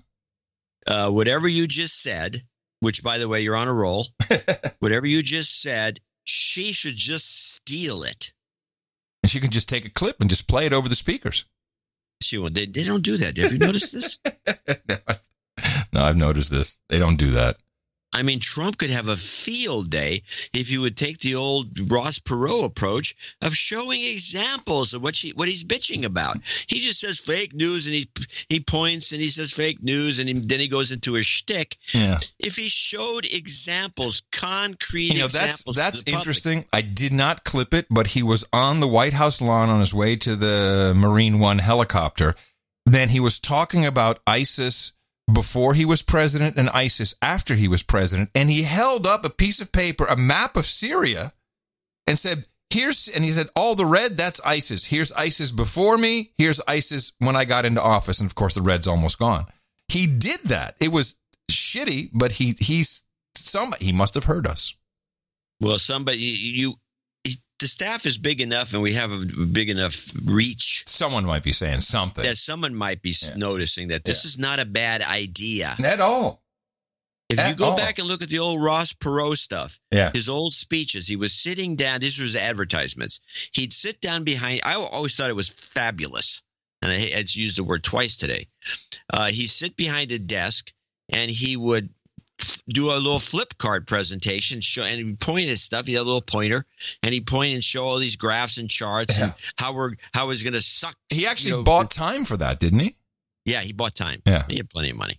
And he would show these things, and it was actually educational. It was educational, not actually educational. It was educational. Yeah. And when I watched this, I said, why doesn't everybody do this? People don't mind being informed if it's done with a nice presentation. And Trump could have a ball with this fake news stuff. Let me tell you about, I think I've mentioned this before. I once had a Ross Perot presentation, a personal, not from him, but from his company, from his people, a presentation. And it was at EDS, that was his company, EDS? Yeah, EDS. Electronic Data Systems. In Plano, Texas. And they wanted to buy my company at the time. This is Think New Ideas. So they flew us out to Texas.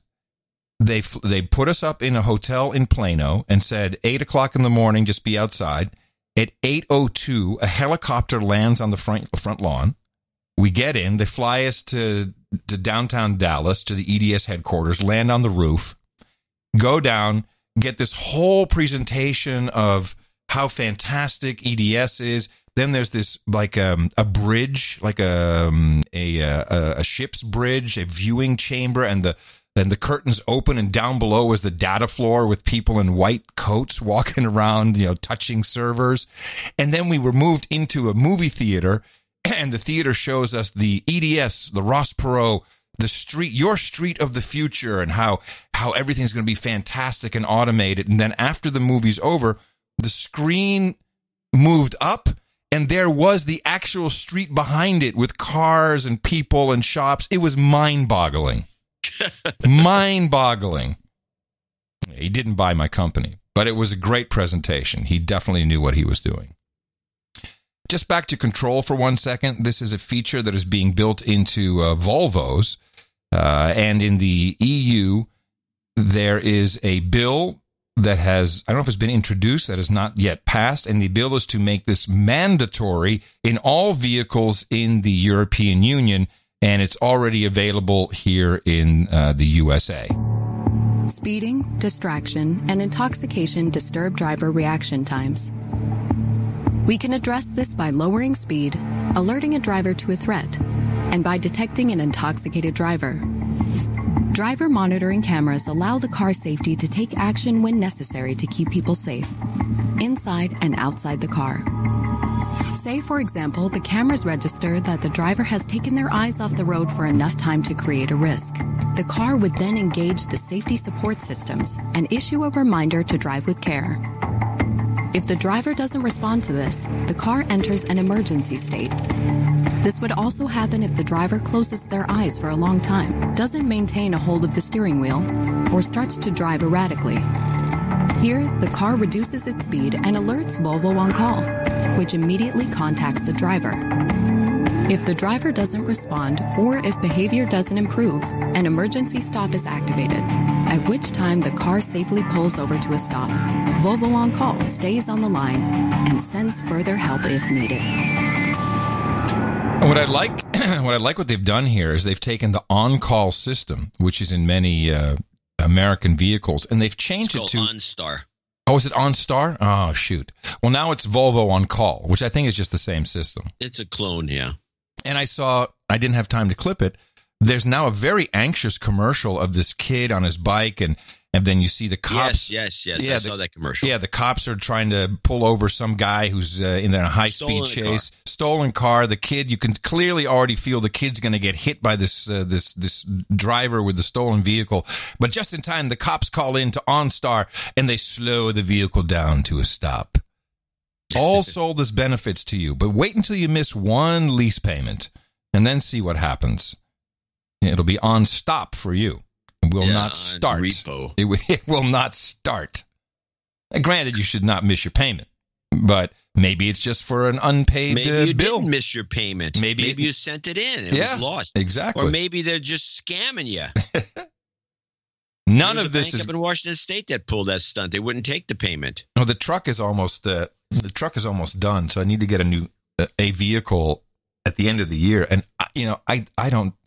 There's not a single car that isn't fucking connected anymore. Yes, there is. Which one? Used Lexuses. Yeah. A 20-year-old Lexus. Mm-hmm. Well, most reliable car you'll ever own. Oh, I'm not disparaging it. It's just I was hoping for something a little newer. I actually think the older Lexuses are better than the newer ones. Not because of all the computerized crap, but I've been predicting this for years. Yeah. That those little black boxes that are in the cars that have been in the cars for a long time, even though they're not connected to the outside world as they are now with the older ones, but they all keep time and data.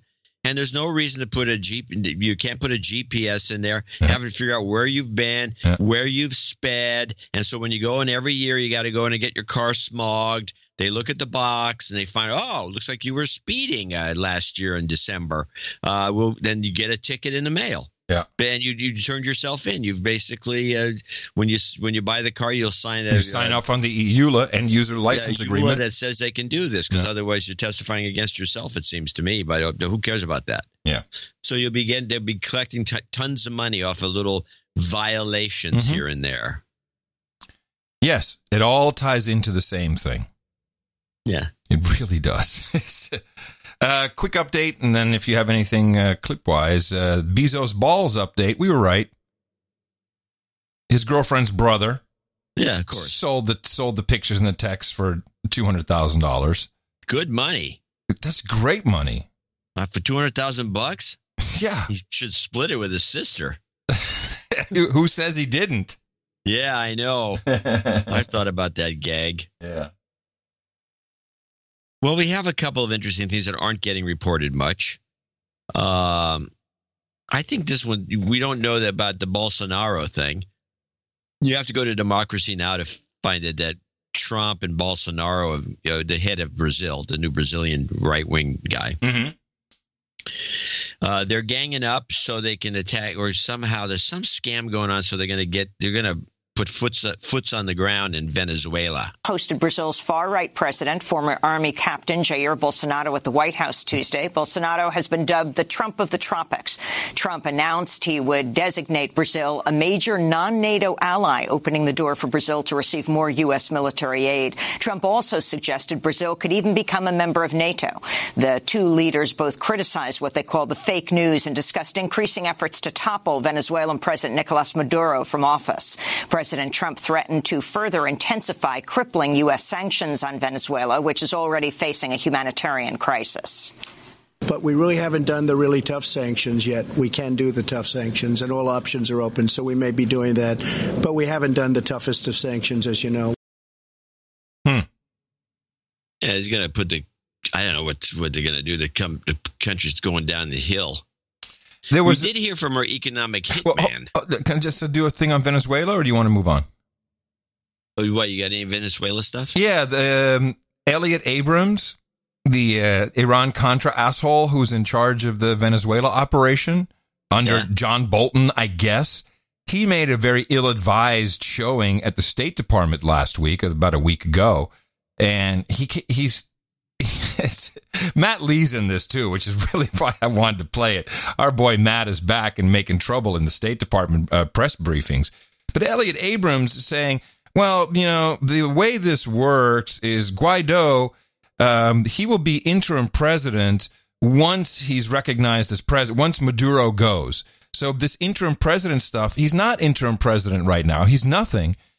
Apparently, the rules were changed or set just so that is a do-over. So if Maduro goes, then the 30-day clock starts ticking for Guaido. And Matt was having none of it. As to the Venezuelan Constitution,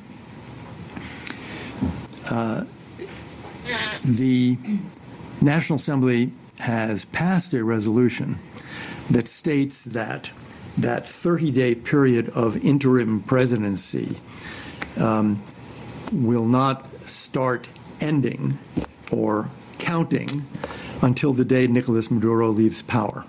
So the 30 days doesn't start now. It starts after Maduro. And that's a resolution of the National Assembly. When did they did that? After he... They did that, this is roughly a month ago. We could try to find the date for you. When he took the mantle of when president, that wasn't there. That's correct. Can you do that ex post facto like when that? People ask a question, that seems like saying, I was elected for 4 years to be president, and then 2 years in, you changed the rules so that your term didn't start, hasn't even started yet. Well, you don't get a vote because you're not in the National Assembly. But you're not the National Assembly either. Does the U.S. view that? I don't know if you could hear it. Matt says, you're not in the National Assembly either. But I think that's the incorrect statement. These guys. Yeah, you're right. These guys, what a bunch of dicks. And what is Trump doing with these a-holes? Then, what is it, Somalia? They're bombing. Droning, we got all kinds of stuff. I got to cover about Somalia bombing. Oh, you got to. Oh, finally! But I want to read this note from the economic hitman. Oh, please do. Yes, he showed up again. He was gone. He was off the radar. OTG, overboard. He seems to be on the move. All right, but he, when I first met this guy, he got the inkling. He didn't know he was an economic hitman. Or whatever he is. But if you just read his notes and listen to his travels, I mean, it's ridiculous. He works for USAID, or used to. My first posting with USAID was in Grenada, soon after the U.S. entered the country and threw out the communist-leaning government of McGill University-educated students. Yeah, go for the students. It's how they do it here. Well, they were running the place, apparently. That's the ones that took over. This is the same thing that's going on now. Yep. Grenada is very close to Venezuela. Given my 4 years of living in Grenada and working throughout the Caribbean, I took vacations in Caracas and other beautiful locations in Venezuela. I worked in El Salvador, Guatemala, and Nicaragua as well, and continued to visit Venezuela. There's a huge economic disparity back in the 80s and 90s, which eventually brought about the rise of Hugo Chavez and the flight of the rich to other locations like the U.S. Like the president and former leader of Nicaragua, Chavez started to believe his own press and anointed himself as president for life through the rigging of the electoral system. I've always believed that the people would rise up once they became hungry and ill-treated. Chavez dies, and a new guy equally horrible takes his place. I know people who still live in Venezuela and struggle through each day. I don't see how anyone cannot feel sorry for these people as starvations become pervasive for everyone who does not support Maduro. Hello, Amy Goodman. Anyway. The military, and this is the key to this thing is this. The military is the linchpin to his survival, and if they decided it's time for Maduro to leave, he will. So that's the background. I have seen the same in many countries around the world. So this military thing where Trump tries to well, he's going to give him visas? Yeah, they haven't decided. Apparently they run the place. He goes on to discuss he thinks Trump's doing the right thing, even though he makes it clear he doesn't like Trump. He's made that clear before. And then he wants to talk about later. He hasn't sent a note in on this yet. I could go on. When you want to discuss how China is buying votes in the UN, let me know. Hey, didn't China just offer a no belt, three roads solution to Italy? Yeah. I can't. It's the only way to go, really. They can't. The ECB can't bail them out. This is like a saving grace.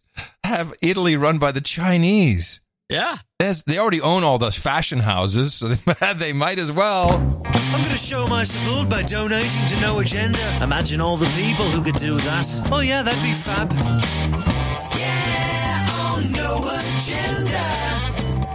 In the morning. Well, we do have a few people to thank for show 111122. Brian Warden starts it off with $123.33. He says, "Hail, buzzed and buzzkill." Or buzzed. Well, that's good. I like it.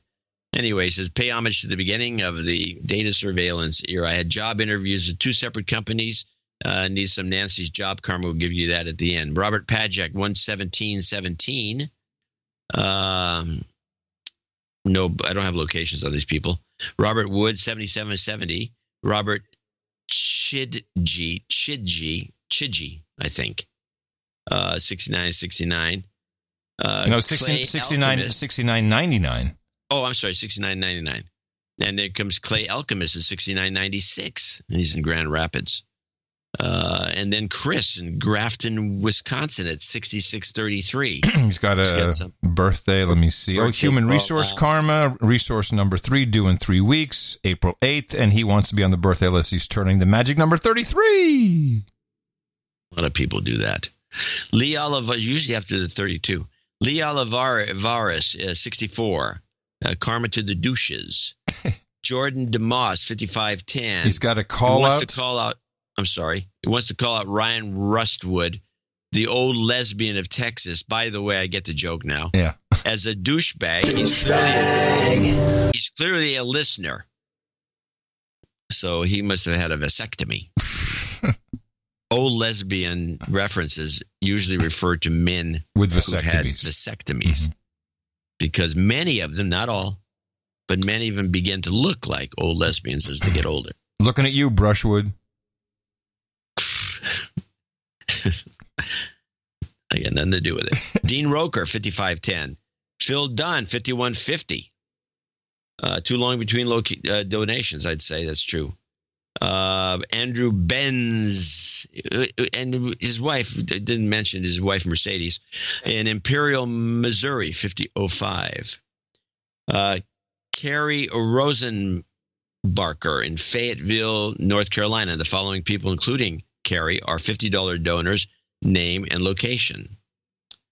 He says he came across an article. Do you want to read that as I continue? Robert Case in Mill Spring, North Carolina. Bruce Murray in Seal Beach, California. Scott Lavender in Montgomery, Texas. Brad Taylor in Duval, Washington. Daniel LaBoy in Bath, Michigan. David Timmons in Oklahoma City, OK. Nick Zumkowski in Campbell, California. Sir Daniel Baronet of the Bayonet. He says, see emails. Is there something we need to see about that? I'll go check. It's in Mountain Home, Idaho. Oh, yeah, there is something because I did check and it was very short. I have to check again. Unfortunately, I checked it on the other computer. It's see email. Well, I don't know if I can. Sir Daniel. Well, let's, anyway, if it's anything we need to do, we can do it on the next one. Yeah. George Wuchit in Universal City, Texas, and Andrew Gusick in Greensboro, North Carolina. I do remember the email. It wasn't really just something he did, a note, and it didn't have too much to do with the show. So, Carrie Rosenbarker from Fayetteville, North Carolina. Reason says it's been a while since I donated, but I came across an article that reminded me that Adam is from the future. You asked me to read it. There it is. When he said blockchain is the future of financial transactions, and he has a link about IBM saying, "Hey, this is they have a 72 country blockchain wire service that they're putting in place now. Everyone's competing for that. Everybody wants to get in." I have a correction. I accidentally thanked Derek from dlawlesshardware.com for the cool non-stick hardware that I've received. That was from someone else, and he said, "Oh no, just so you know that that wasn't me." And now I can't find who gave me that fabulous non-stick hooks that can hold up to 40 pounds. So if you could email me again, I'd like to thank you for it. And a cult fan says on show 1111, I requested Jobs Karma, but it didn't go through. No big deal. But if you could you throw Nathan Lee Miller Foster, associate executive producer of episode 1111, Jobs Karma? That would be appreciated. And I think we should do that. Jobs, jobs, jobs, and jobs. Let's vote for jobs. You've got karma. And I'd like to just hand out some general goat karma for everybody who needs it, and there are people out there. You've got karma.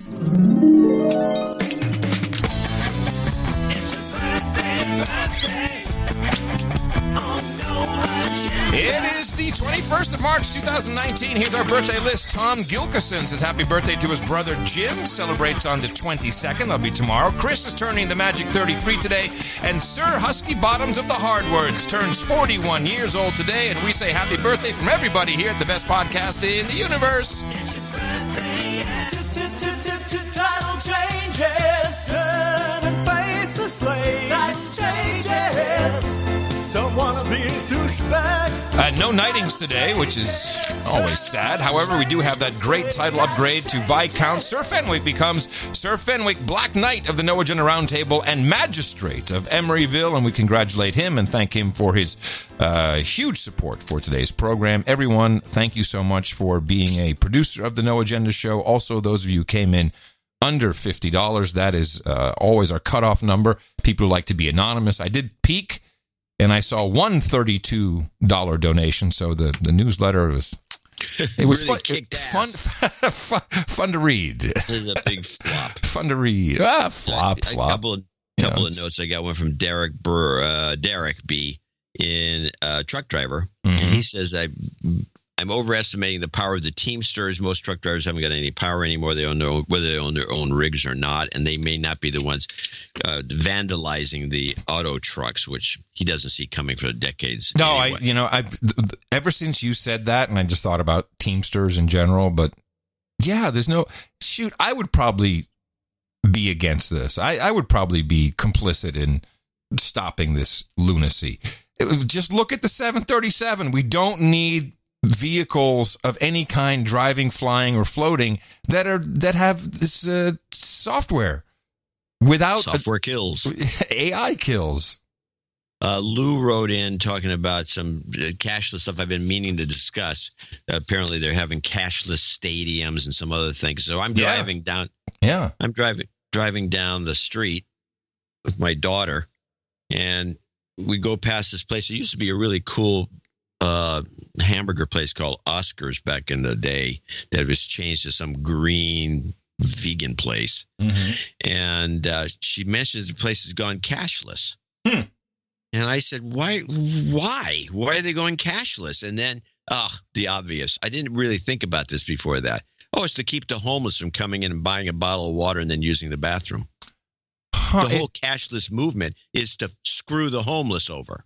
I don't know if that's the whole movement. I think there's a lot of it. How about just tracking your ass? Square? I don't think these little vegan place cares to track anybody. The idea is to keep the homeless from buying a bottle of water and then taking a whiz. So that's why the streets are filled with poop.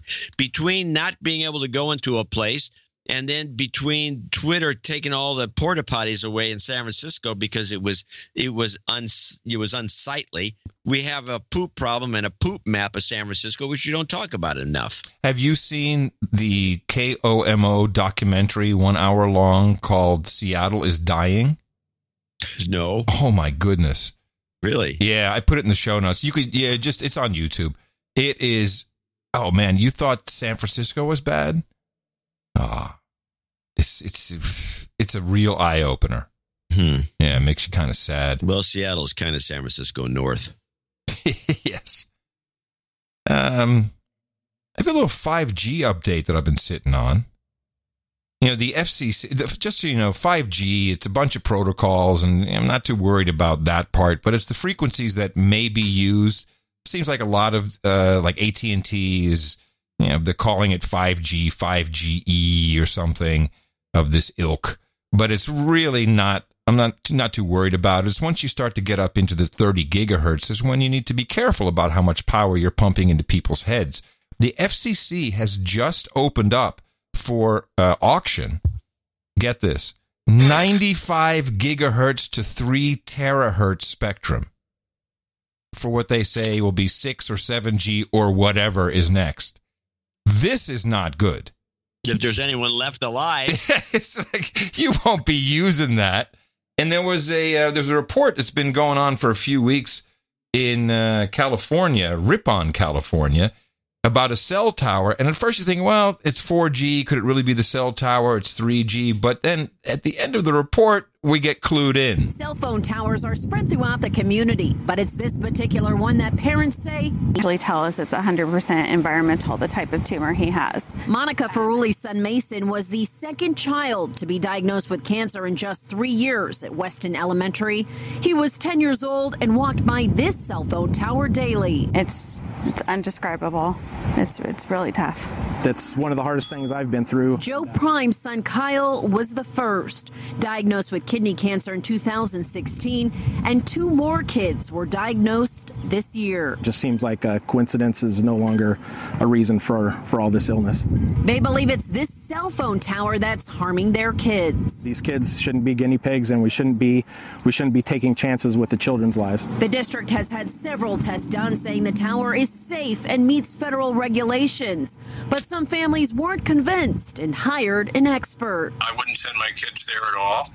It absolutely is dangerous. Eric Windheim is an electromagnetic radiation specialist and found levels far higher than the district's expert. Children that are still developing and their cells are still dividing is the worst possible time of their life to be exposed. He says it's not just a cell tower, it transmits wireless frequencies. Instead of only going 300 yards like regular Wi-Fi, WiMAX can go 30 miles. Parents want the mast removed, but the district won't budge. So it's not just a cell tower. This is a WiMAX. This is a whole different deal, which is poorly uses reported. WiMAX? People in rural areas who still are jacked into that because there wasn't fiber at the time, or rural-esque areas. Yeah, WiMAX. That's the that was the high power blowing Wi-Fi everywhere. It never worked. Well, no, but it worked if you had every piece of equipment up and down the line was identical, made by the same exact manufacturer. That was the problem. Nothing was interchangeable. Yeah. I do have I think my favorite clip of the day. It's only 21 seconds. This is just recently, supposedly. I don't know that if this has been doctored. I cannot see any evidence of it. It's floating around. It gets suppressed a lot. It's supposed to be recently, and it's supposed to be Obama speaking to an audience in Africa. 3 years ago, I visited Kenya as the first sitting American president to come from Kenya.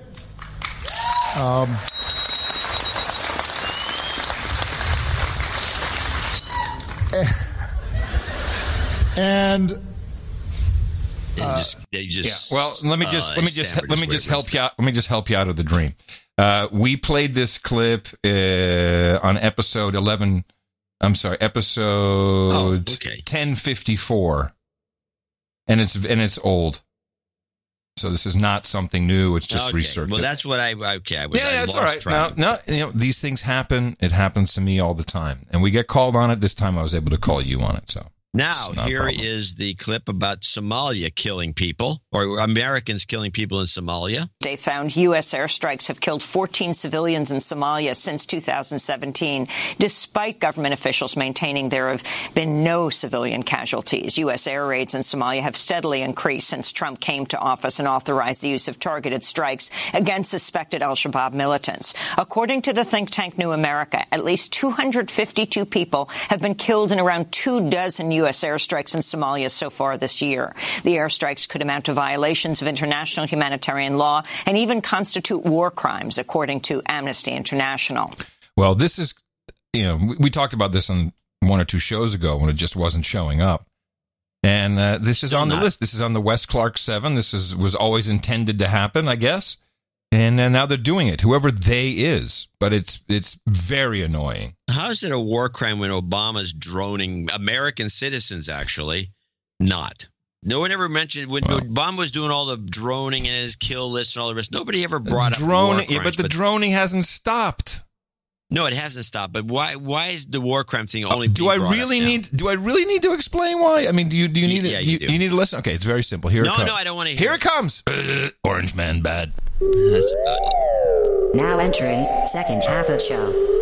Hey, second half of show, everybody. Welcome. This is where we talk about things that are a little bit offbeat. Buzz Aldrin Walked on the moon. Yeah, I got this. Walked on the moon. You got this with this kid, this 8-year-old kid? I heard this clip and deconstructed it too. You deconstructed. I'll tell you right away, it's been misconstrued. I know, but that's why I like it. It just depends on how you listen to what he's saying as an 8-year-old asks him the question.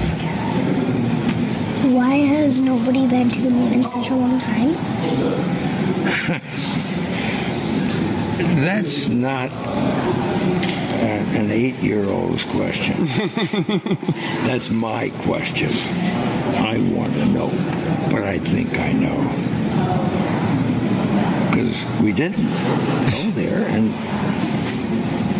that's the way it happened. And if it didn't happen, it's nice to know why it didn't happen. So in the future, if we want to keep doing something, we need to know why something stopped in the past that we wanted to keep it going.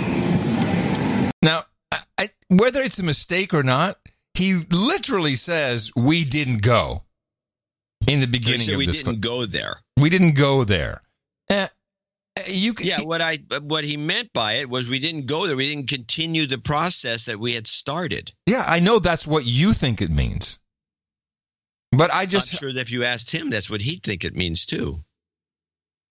Because he's the most adamant. No, he will punch you in the face if you ask it. He will punch you in the nose. He will punch you in the face. Now entering second half of show. I suggest people watch the whole clip. I put it in the show notes. It could also be the truth wants to come out. I mean, you can't deny that's a possibility.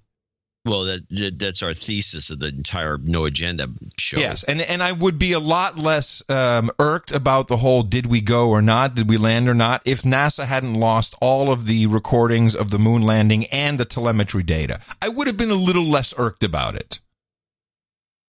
So the EPA put this new guy, Wheeler, and everybody hates him now because he wants to make the priority of the EPA currently, which I think it should have always been, clean drinking water. Yes. And so, no, this is no good. It has to be about climate change. Everything has to be about climate change. Oh, now screw your water. Hardly covered, by the way, in the media, according to that report that Chuck Todd got an award for. Yeah. But let's play Wheeler EPA drinking water and see how they play it on CBS. Andrew Wheeler was confirmed last month as head of the Environmental Protection Agency. Today, he announced what he views as the greatest threat to the environment. As the administrator of the U.S. EPA, I believe that water issues are the largest and most immediate environmental and public health issue affecting the world right now. By water issues, I mean primarily clean and safe drinking water, marine litter, and water infrastructure.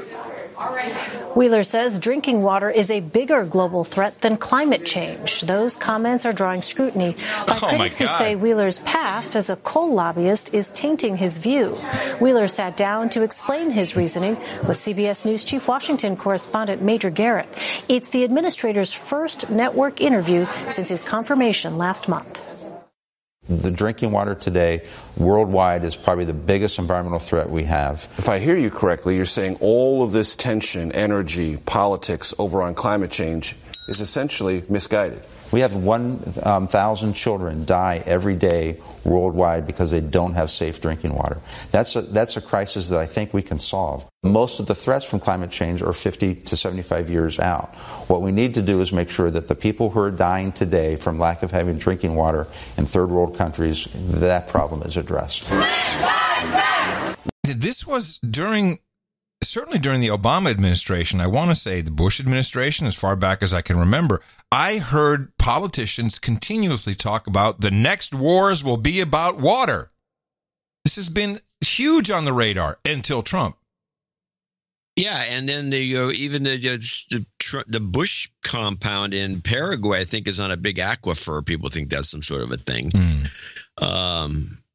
Yeah. There'll be wars over water. This guy just wants to clean up everybody's act. How about Flint? I don't see anything wrong with this, but meanwhile, they're protesting him. Oh, and then they use the slur that he was bad. Yeah. He was the slur that he was a coal lobbyist, and therefore he's conflicted. Yeah, that has something to do with water. In fact, coal tailings from some of these mining operations contaminate water just as much as anything. So there's doesn't look like a conflict of interest to me. It's on the right track. But okay, bad. Do you remember the movie Wag the Dog, fine movie with Dustin Hoffman about media distraction created specifically for, to distract information from the president about the president? Do you remember what country they created this distraction in? It was some country. I think it was a country in the Balkans. Albania. Albanian police have fired tear gas and used water cannon in an effort to disperse protesters trying to break into parliament. The violence came after several thousand people took part in a peaceful protest to call for early elections. The protests began last month amid opposition allegations of corruption and electoral fraud. Both the European Union and the United States have urged all sides to refrain from violence. Some protesters and police suffered minor injuries.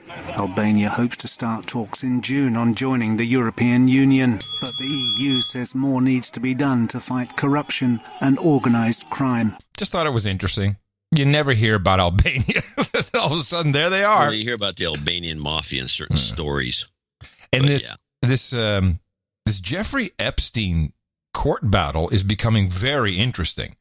The court, now this is Jeffrey Epstein, who got this sweetheart deal for being a sex offender, abuser, rapist, pedophile. I think it's okay for me to say these things. That seems like he was convicted for, but he got a sweetheart deal where he only had to be in jail 12 hours a day, which is pretty much dinner through breakfast, and then he would go about his merry way and just be around living as a normal guy. So the court is now preparing to unseal documents regarding this conviction. Part of it is Acosta, who is now in the Trump administration, was the lawyer at the time. We also have... And he was the judge. Was he the judge? He might have been the... Well, more interesting is the reason why he got this leniency, Jeffrey Epstein, was because the FBI requested it, saying that he was involved in some investigations the FBI were doing, and they wanted leniency for him. Yeah. Salient point, director of the FBI at the time, Robert Mueller. But now, 2 mystery parties are seeking secrecy and do not want these documents to be completely opened up because it could open people up to false accusations just because they're mentioned in some of the documents. And we don't know who this is, who these mystery parties are that seek the secrecy or the not unsealing these documents. Dershowitz has been implicated as... by some of the witnesses in this case. It's becoming very, very fun. It's going nowhere. I guarantee it. All right. Well, a girl can dream, John. Well, girl can dream. Keep dreaming. Hey, Paul Ryan joins the board of the Fox Corporation. How about that? Fox, the one that's left over, Fox, not Fox B or whatever that new stock is. Fox A, I think it is. Yes, no, he's on the board of Fox A, the new corporation. What does that include now? Doesn't that include Fox News? Didn't they keep that? Yeah, I think they kept as Fox News. What the hell? I mean, what's Paul Ryan going to do? Trump hates him. So if they thought that was a smart move, I'd say no. Oh, no, I think they're off the deep end because they sidelined Jeanine Pirro, our friend, because she's got all these horrible things to say about Muslims. Yeah. But here's her comments. I got the thing that she got sidelined for saying this particular commentary. Think about it. Omar wears a hijab. Which according to the...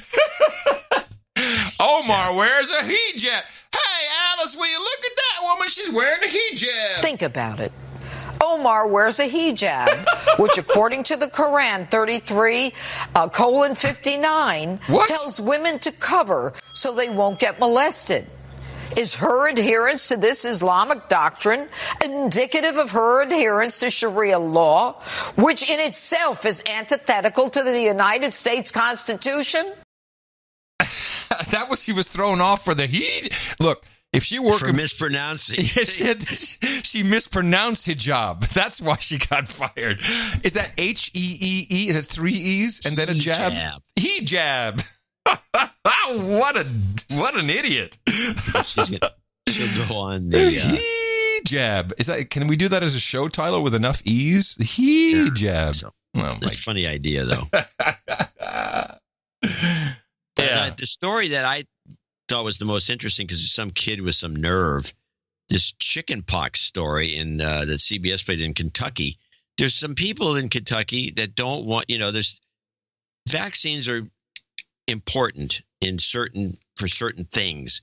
But I think now they wanted you to take out. We're 62 of them. A little kid, to be jabbed 62. Yeah, but before you're in school, you've had 62. Or we used to get 3, a booster, done, shut up. Mumps, you got it. Chickenpox, you got it. Diphtheria was one of them. Whooping cough was another problem. Yeah, I think mumps was maybe in the shot. Well, I never had a mumps shot. Let's just, whatever this clip is, I just want to say that the majority of these vaccines clearly don't work because they're intended to create a herd mentality, and without the herd mentality, it doesn't work. And these things don't work. It's called herd immunity, not herd mentality. It's the same thing in this case. It's in this case the same thing. Herd immunity. Thank you for correcting me. And I'm not against vaccines. I got my polio vaccines. My kid got polio vaccine. I had a smallpox vaccine. Yeah, I had when I went to Iraq. I don't know what the military shot me up with. Nanobots, some horrible stuff. Nanobots, yellow fever, all kinds of stuff. Yeah, but screw this. You're poisoning these children with all kinds of stuff that doesn't appear to work. Well, here's a story about this kid who refuses to get a chickenpox shot, and he doesn't have chickenpox, but he refused to get the shot. The story's about, and he summarizes at the very end. He finally makes everything clear, at least to me, his real gripe. Students at Assumption Academy went to school today, but Jerome Kunkel stayed home again. Yes, I'm missing the next 2 weeks. That's what the health department says, that I'm not allowed to go to school. Because Jerome, a senior on the basketball team, has refused to get vaccinated on religious grounds, despite a chickenpox outbreak at his Catholic school. It's derived from aborted fetal cells, and as a Catholic, we do not believe in abortion. We believe that's morally wrong, and it would go against my conscience. The chickenpox vaccine relies on cell lines from 2 fetuses aborted in the 1960s. No further abortions were involved in continuing those lines, and the Vatican has given the vaccine its blessing. The Northern Kentucky Health Department has banned unvaccinated students until the outbreak is contained, and that could be up to 3 weeks after the last case is diagnosed. Ridiculous, says Bill Kunkel, Jerome's dad. Do you think that this is just sort of a big, unfeeling government? They act as tyrants. So the Kunkels are suing. Jerome, they say, is a victim of government overreach. Well, I mean, we're just talking about the chickenpox here. This isn't some deadly disease. But pediatrician Christopher Bowling says the vaccines are necessary for public health. Before the vaccine was around, hundreds of people would die yearly. What? What? So, that's a good thing? The kid nails it by saying, hey, it's chicken pox. We're not talking about, the plague. Yes. Well, the other thing is, there's a couple of things I learned. One, I didn't know that was from some old fetal cells. I didn't know that either. No, from the 60s, and they're still using the same culture. I didn't know that. And I never got I had chicken pox. I had chicken pox. Everybody had chicken pox. And okay, maybe I think more people die from these shots. 100 people is what he said. 100 a year would die from chicken pox somehow, which I wonder about that. It's minor. But I think the shots, there's got to be documentation for more than 100 people dying from the shots themselves. Well, all I know is that on Brooklyn Nine-Nine, it was probably a repeat, but they all got the chicken pox, so that's the Lear Foundation needs to move in on these people because they're not on board with the program. I don't know. It seems to me that the kid, if they had a big breakout of chicken pox, the vaccine's not working because supposedly you have to have the shot to go to the school, and then the school had a breakout. How does that work? I don't know, man, but I know...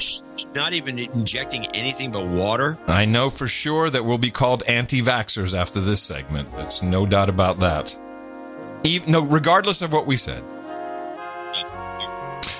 And that brings this show to a conclusion. We do return on Sunday. Be on the lookout for big problems in France. The army should be called out. And thank you, Brian Longenecker, Danny Luce, Leo LaPuke, and Jesse Coy Nelson for end-of-show mixes. Coming to you from downtown Austin, Texas, capital of the Drone Star State, in the 5x9 Cludio, FEMA Region number 6 in the Common Law Condo. In the morning, everybody, I'm Adam Curry. And from northern Silicon Valley, I'm John C. Dvorak. We return on Sunday. Remember us at Dvorak.org/NA. Until then, adios, mofos! And such.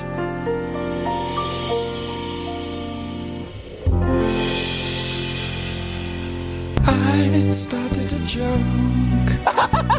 which started the whole world crying. But I didn't see that the joke was on me.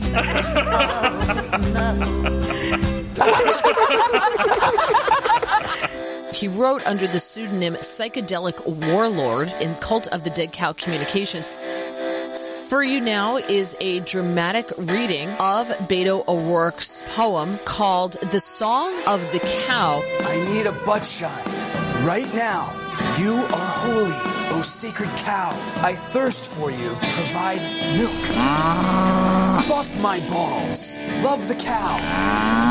Wax my ass. Scrub my balls. Oh, milky wonder, sing for us once more. Thrust your hooves up my analytic passage. Settle down. You're starting to freak me out. Ooh. Holy cow. Holy cow. Provider of cheese and other wonderful dairy products. Praise the doughboy at the pizza shop. Love the oxen dung. Well, I'm gonna vote for him now. I won't vote for him. Cowabunga, dude! You ever taken acid? No, I have never taken acid. Thanks for asking. Hey, go! Get on back! Please let me! Holy cow! Yeah, and WhatsApp, Tinder. So people were having... Tinder? Was Tinder down?